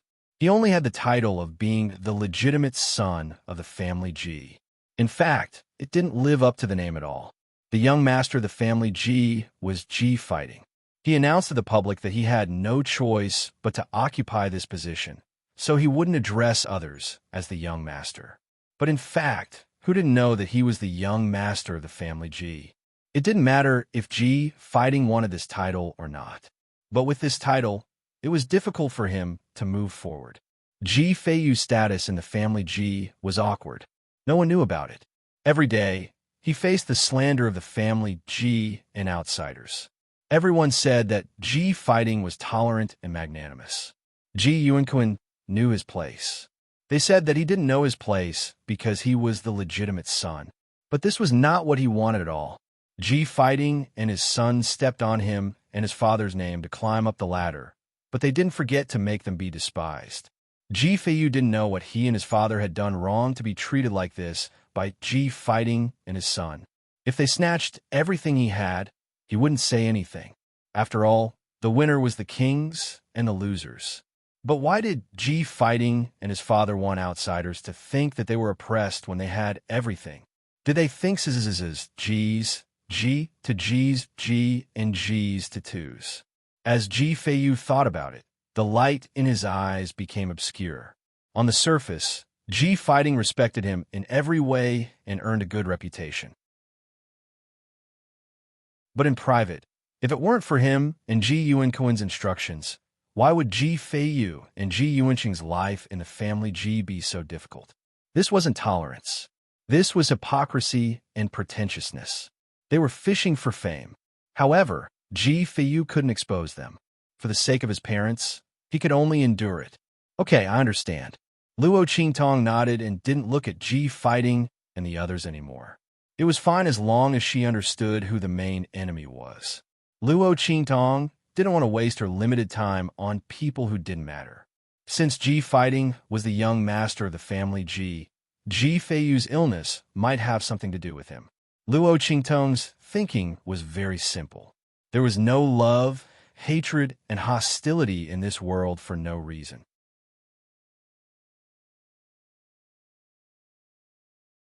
Chapter 2953. The first thing that Luo Qingtong needed to investigate was Ji Fighting and the others. But it didn't matter. There was no rush. She needed to get over Ji Feiyu's current hurdle first. She had to clear this green tea bitch's name from the inside out. Luo Qingtong thought as she continued to walk with Ji Feiyu and the others. Yin Yang's face was red. She followed behind Luo Qingtong and kept struggling. Beside her was Chu Tianyi, who was tightly hugging her and imprisoning her. "Lin Yi, you bastard!" Yin Yang roared in a low voice. She was still used to calling Chu Tianyi Lin. At this moment, She was struggling furiously in Chu Tiany's arms. "Why don't you let me teach that trash Ji Feitong a lesson?" She gritted her teeth and shouted at Chu Tiany. When Ji Feitong spoke to Luo Qingtong just now, she wanted to take action. An ignorant piece of trash actually dared to covet her master. How dare he ask her master to be his woman? Yin Yang's face was filled with anger, but Chu Tiany's face was extremely calm. Not only that, Yin Yang's struggling and biting were useless to him. He was even happy that she was in his arms.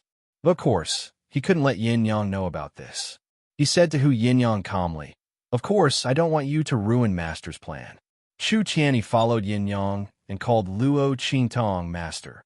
He had no choice. The contract was in her hands. What's more, Chu Tiany found that Yin Yang valued Luo Qingtong very much.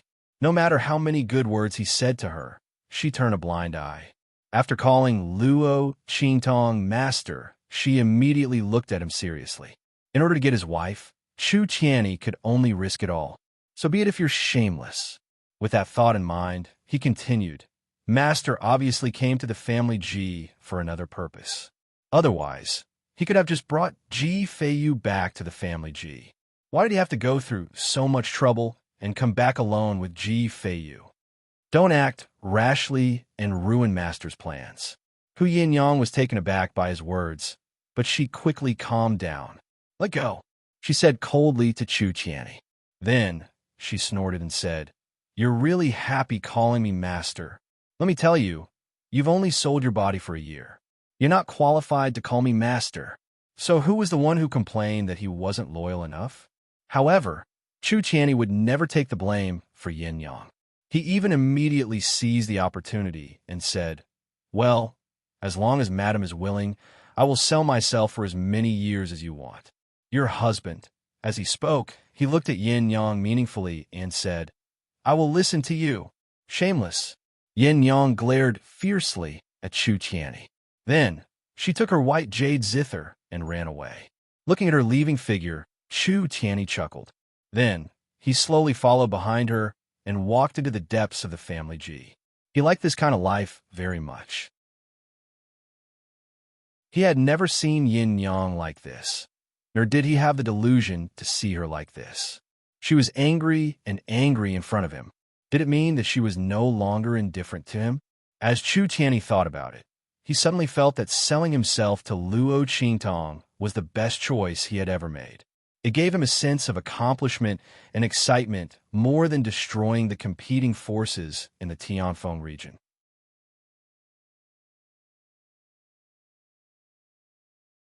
Chapter 2954. When Luo Qingtong, Ji Feiyu, and the others entered the family Ji, the family Ji's people immediately came forward to bring Ji Feiyu to the ancestral hall. These people didn't know that Ji Feiyu and the others came back by themselves. They thought that Ji fighting had brought them back. They were originally going to use the method of escorting them, but they were all sent flying by Suyu and the others. "Let's see who dares to touch our young master." They looked angrily at the family Ji's guards who rushed forward. Ji fighting looked at them and immediately frowned. Then he asked the family Ji's people to leave. "I'm sorry, cousin. I've frightened you. This is my negligence. I didn't expect them to be so disrespectful to you. Don't worry. I'll explain it to my father later." He smiled at Ji Feiyu. Then he scolded the family Ji's people and left. Luo Qingtong looked at them and immediately smiled. She said slowly, "It was indeed too negligent. Young master fighting, as the future heir of the family Ji, don't you even have this little bit of means to control your subordinates? I think those people from the 9-star region don't even dare to fart if the heir of the family doesn't say anything." Luo Qingtong's expression was indifferent. Ji Fighting's method of buying people's hearts was not bad. First, he let those people offend Ji Feiyu. When Ji Feiyu's people attacked, he would come out to help them out and apologize. After that, he would apologize to the family Ji's people who were scolded by him. At that time, he would be the good guy and the bad guy, and he would still curry favor with both sides.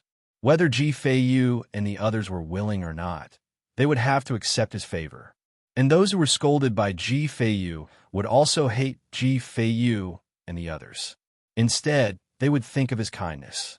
TSK, TSK, TSK. This method was brilliant. No wonder Ji Feiyu's expression was so subtle when he mentioned Ji fighting.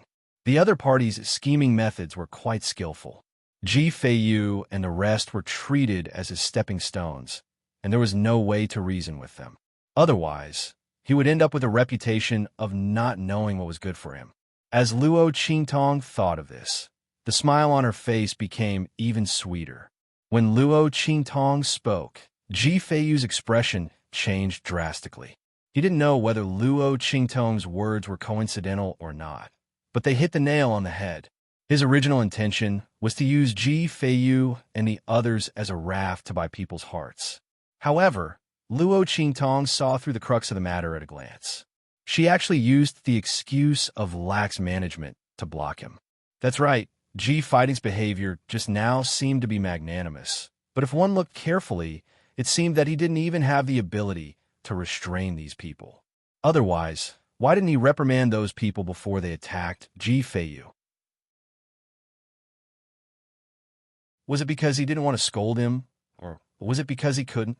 Ji Fighting would never admit to the first possibility. His gentle, humble, courteous, and friendly image as the heir of the family must not be destroyed. Thus, he could only acquiesce to the second possibility.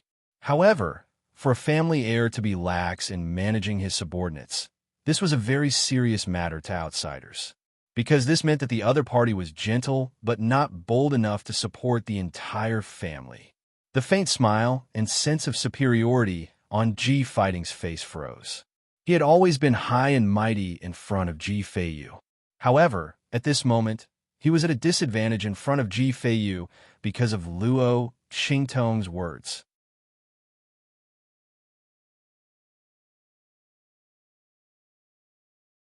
Chapter 2955. Eldest brother, why are you still here? Why don't you go into the ancestral hall?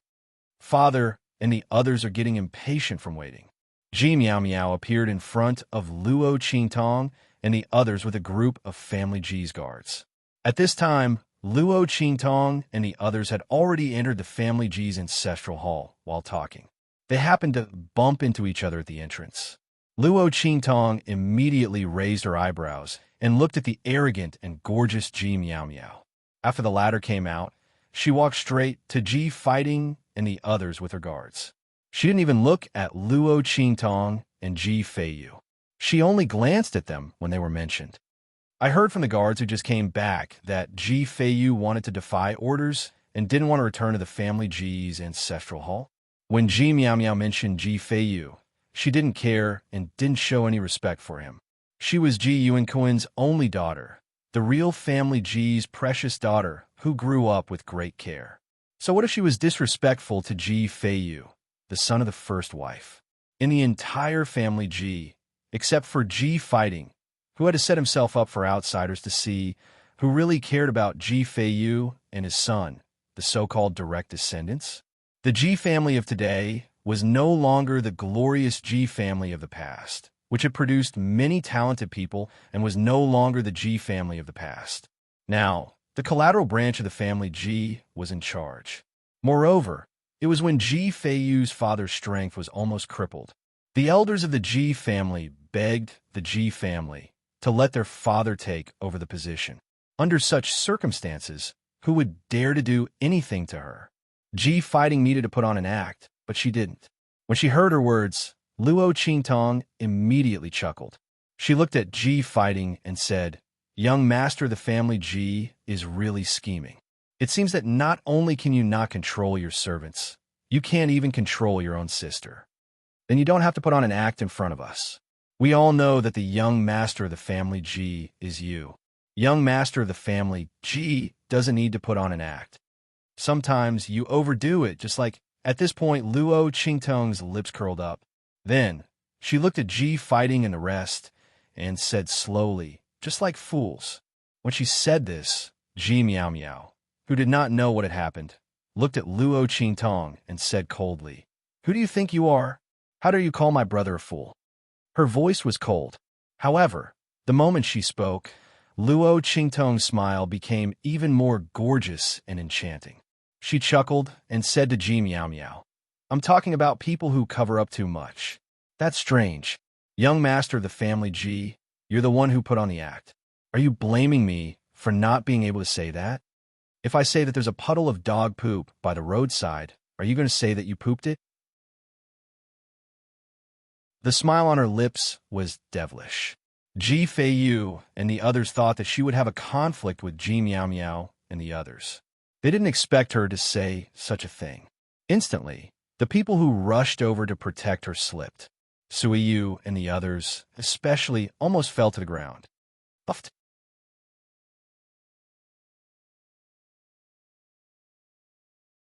Chapter 2956. Even Ji Feiyu couldn't help but smirk at her words. He looked at Luo Qingtong with sparkling eyes. In other people's eyes, Luo Qingtong's behavior might be arrogant and vulgar, but in Ji Feiyu's eyes, it was indescribably cute. After all, it wasn't the first time that Ji Fighting and Ji Miao Miao had stepped on his head and humiliated him while pretending to be magnanimous to apologize. Every time Ji Miao Miao spoke ill of him, Ji Fighting would come forward to apologize at the right time, saying that he didn't teach his sister well. Ji Miao Miao was still young, so Ji Feiyu shouldn't lower himself to her level.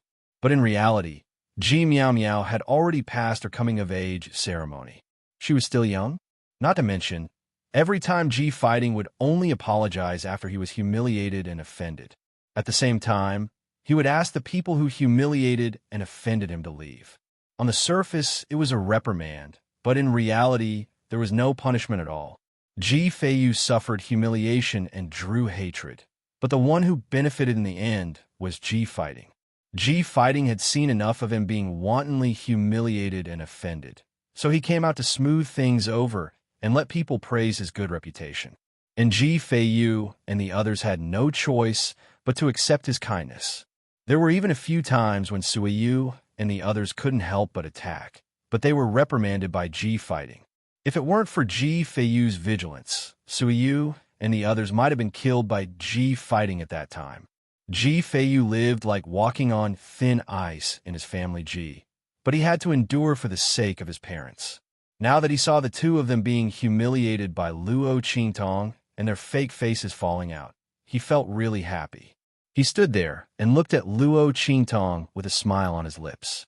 When Ji Miao Miao heard Luo Qingtong's words, she was stunned at first. Then, her face suddenly darkened.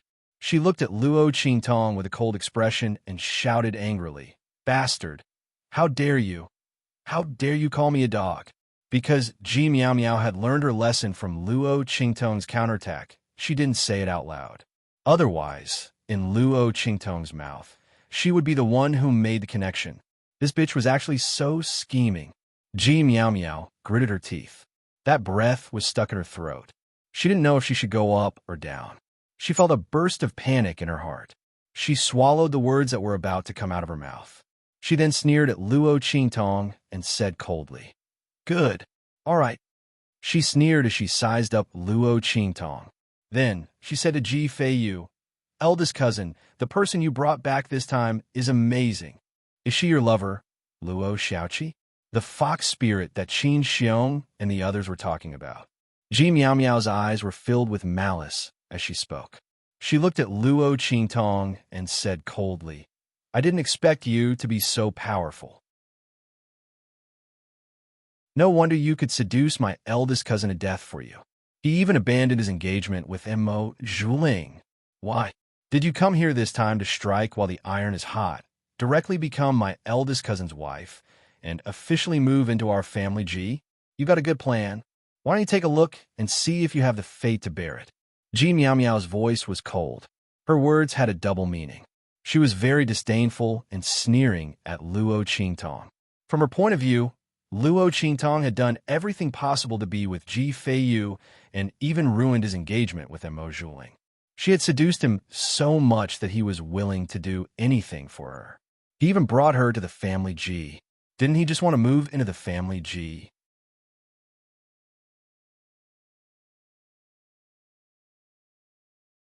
Chapter 2957. Ji Feiyu's figure flashed to Luo Qingtong's side. He looked at Ji Miao Miao coldly and said, "Show some respect, Ji Miao Miao. She's not my lover, nor is she a vixen." Ji Feiyu's heart was filled with anger. If Ji Fighting and his sister wanted to do anything, they could just come at him. What was the point of dragging Luo Qingtong into this? They always targeted the people around him. In the past, it was Sui Yu and the others. Now it was Luo Qingtong. How could they be so insidious and shameless? While Ji Feiyu's heart was filled with anger, Ji Miao Miao looked at his protective posture and immediately sneered. "Huh." She looked at Ji Feiyu with a chuckle and said viciously, "Eldest cousin, you're already so protective of her. How dare you say that she's not your lover?" Oh, Ani Li and the others said the same thing inside. They said that you would never disregard the family's reputation for a private affair. But now that you brought her back, I'm sure they have nothing else to say. Otherwise, they'll say that we're using our power to control the family Ji to oppress you. In fact, we're doing this for your own good. After all, she had a wicked smile on her face as she said to Ji Feiyu, "Eldest cousin, you're just a piece of trash. If you don't have the tempering of the family's fickleness, how can you withstand the invasion of those outside rumors? We're doing this for your sake, eldest cousin. Unfortunately, you and Auntie Li seem to have let us down." As Ji Miao Miao said this, the smile on her face became even more malicious. At this moment, she was stepping on Ji Feiyu's sore spot and ruthlessly crushing it. Didn't he care a lot about the woman in front of him? He couldn't wait to come out and protect her. Unfortunately, what was the use of a good-for-nothing like him coming out? If it weren't for the fact that her father and brother still needed a legitimate reason to abolish the family G's direct line of descent and give them a chance to take over the family, she would have already ordered people to arrest them. A bunch of ignorant people. Ji Feiyu was stupid, and that woman called Luo Shaoqi was also stupid. Did she really think that she would be able to find a good place just because she hooked up with Ji Feiyu? She even dared to follow him back to the family Ji and strut around in front of him. Ji Miao Miao sneered. Ji Feiyu's face also turned slightly pale, not because Ji Miao Miao had stepped on his sore spot, but because he heard her say that his parents were also here. So, because of him, father and mother were still implicated in the end? Ji Feiyu's heartache could already imagine how much ridicule and humiliation Ji Yuansheng and Li Shui had experienced after being called to the family Ji. Originally, his body couldn't cultivate, which had already brought them a lot of criticism and trouble.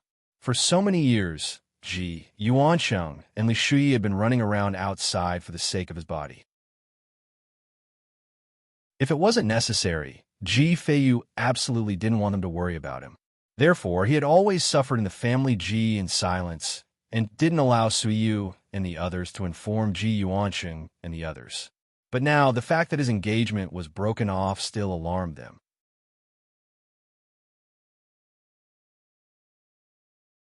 Chapter 2958. That was where the ancestral tablets of the family Ji were placed. At the same time, it was also the place where the family Ji's people usually organized ancestral worship. Ji Yuansheng and the rest of the family Ji's people should be there. When he turned to leave, Ji Miao Miao thought that he was provoked by her words, so he did not even dare to answer and hurriedly rushed to the main courtyard of the ancestral hall.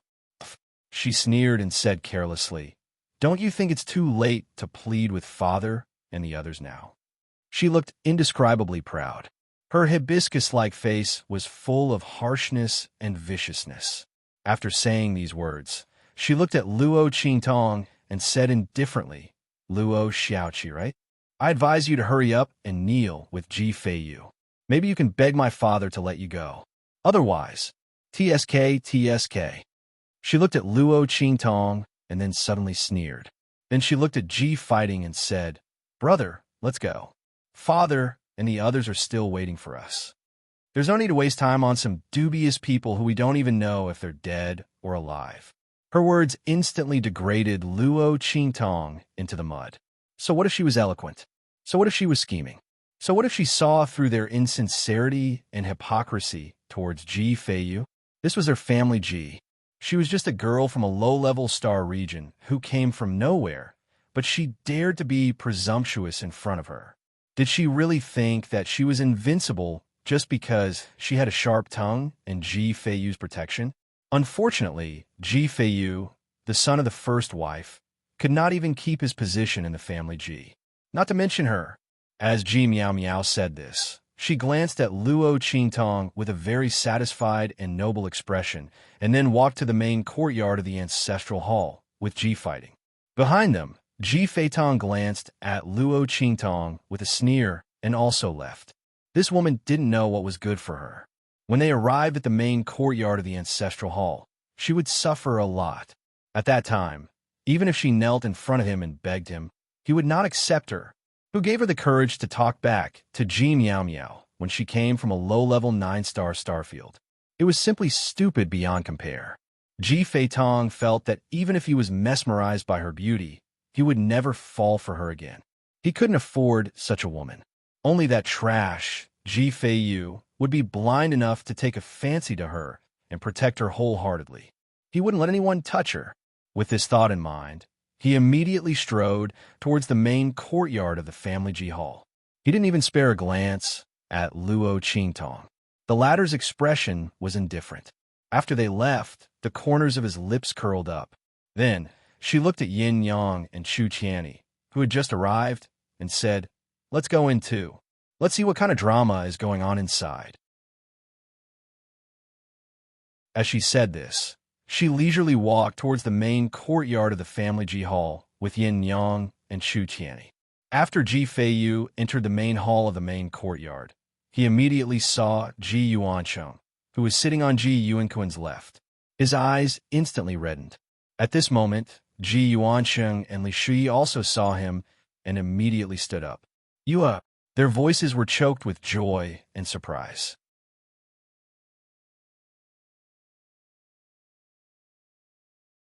Chapter 2959. For nearly 5 years, Ji Yuancheng and Li Shui had been running around outside. For the sake of Ji Feiyu's health, they went around looking for doctors and medicine, looking for all kinds of rare treasures, just so that Ji Feiyu could cultivate again. Ji Yuancheng's health was not very good, so once the couple went out, they rarely came back. Or rather, it was inconvenient for them to come out. Therefore, when they saw their son, whom they had not seen for 5 years, their expressions were a little emotional. Ji Yuanquan, who was beside them, snorted coldly, then looked at an elder beside him. The latter understood and immediately stood up and said to Ji Feiyu, "Ji Feiyu, do you know your crime?" As soon as he said that, Ji Yuancheng and Li Shui's exposed emotions suddenly disappeared. They looked at the elder who spoke. Ji Yuancheng said in a deep voice, "Elder Dai, the matter has not been investigated clearly. What right do you have to convict our Yuer?" As soon as he said that, Ji Miao Miao's voice came from the entrance of the hall. "What is there to investigate clearly? Uncle, you don't know, but eldest cousin brother brought everyone back. He's behind us now. He'll come over later. This time, eldest cousin brother has done a great deed for our family Ji. Your direct line of descent will be able to continue very soon. I have to congratulate eldest cousin brother for bringing home the beauty." As she said that, she immediately walked in from the entrance of the hall with Ji fighting. The latter's expression was refined and polite. After entering the hall, he nodded and bowed to the elders present. Ji Miao Miao could be arrogant and disrespectful, but he, the future heir of the family Ji, could not. When their figures walked in, the expressions of the family Ji's elders immediately became gentle. "Fighting, Miao Miao, you're back?" Elder Dai, who spoke, looked at the two of them and said amiably. Then, when he looked at Ji Yuancheng and Ji Feiyu, the expression on his face became much colder. "Ji Yuancheng, did you hear that? Isn't Miao Miao's words clear enough? Ji Feiyu even brought people back, and you still dare to say that he didn't do this? Oof. Instead of trying to defend him, you'd better think about how to explain this matter to your ancestors properly." Elder Dai's expression was cold and disdainful. "Since your generation, your direct line of descent has been very disappointing. So many people, no one could break through to the venerable realm. Not only that, but your strength regressed after breaking through. In the end, you even heavily injured your left arm, and it can no longer be healed. That's fine, but when it comes to Ji Feiyu, he'll be another piece of trash. How many people have you been ridiculed? Now, we're asking him to fulfill his family's promise. Does he feel that it's a waste for him to marry the daughter of an aristocratic family from a 9-star region? Why doesn't he look at his own strength? Could it be that he wants to marry the legitimate daughter of an aristocratic family from the Dongting region? It's a pity that even the legitimate daughter of an ordinary aristocratic family wouldn't like him. Elder Dai's expression was cold. In the end, he became more and more impolite, and he directly degraded Ji Feiyu to the bottom of the mud. In his opinion, it was already good enough for the family to let Ji Feiyu marry the daughter of an aristocratic family from a 9-star region. With Ji Feiyu's useless physique that could not cultivate in the Dongting region, he could only find a commoner girl to be with him.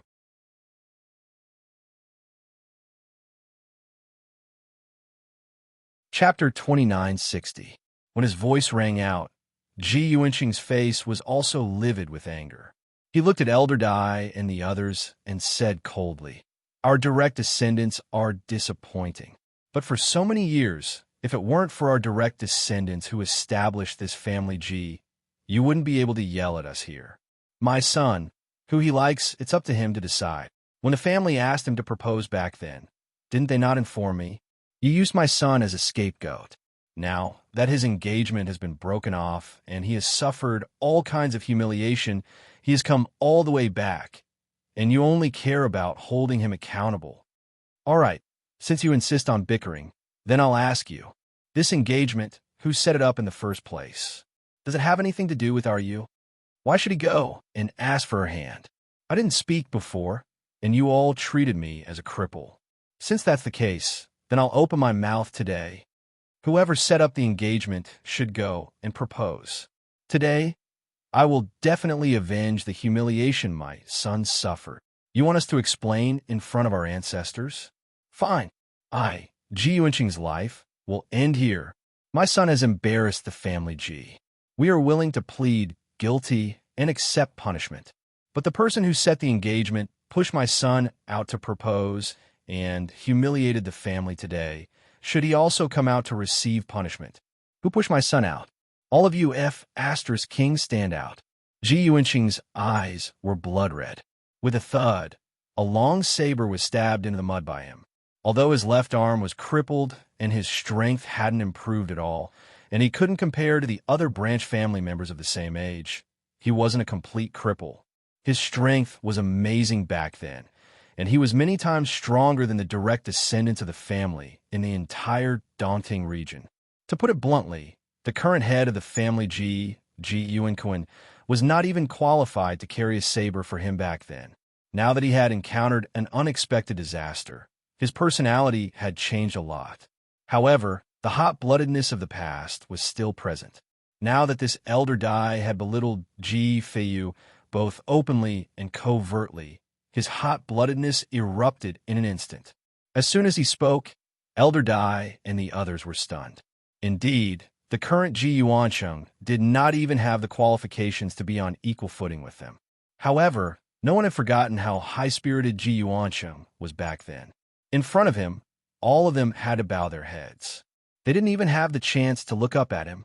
If it weren't for the fact that Ji Yuanqing encountered a huge change in his cultivation later on, causing his cultivation to stagnate.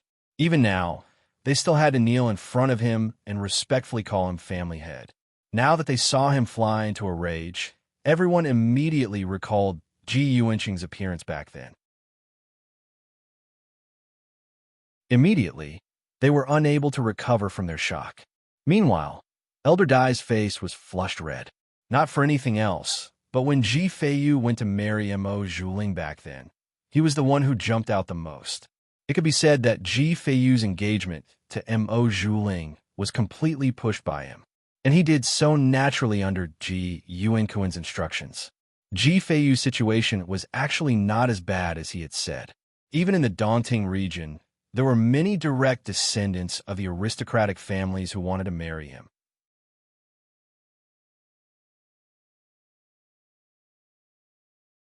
Chapter 2961.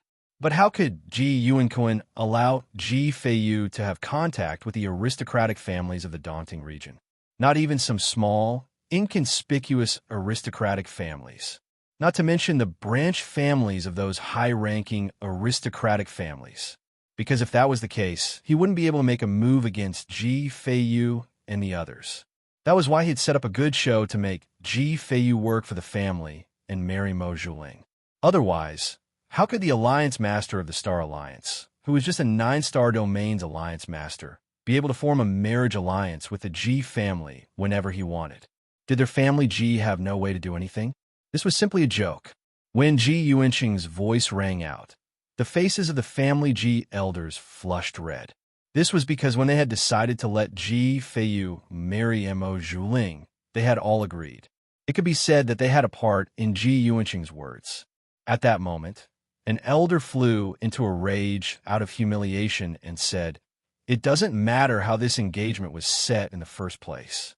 Ji Feiyu agreed to the family's request, so he should fulfill it. Otherwise, why would he have agreed to it in the first place?" As soon as he said this, he remembered that they hadn't given Ji Feiyu the right to refuse at that time and had only informed him of the matter. Immediately, his face turned a little green and then a little white.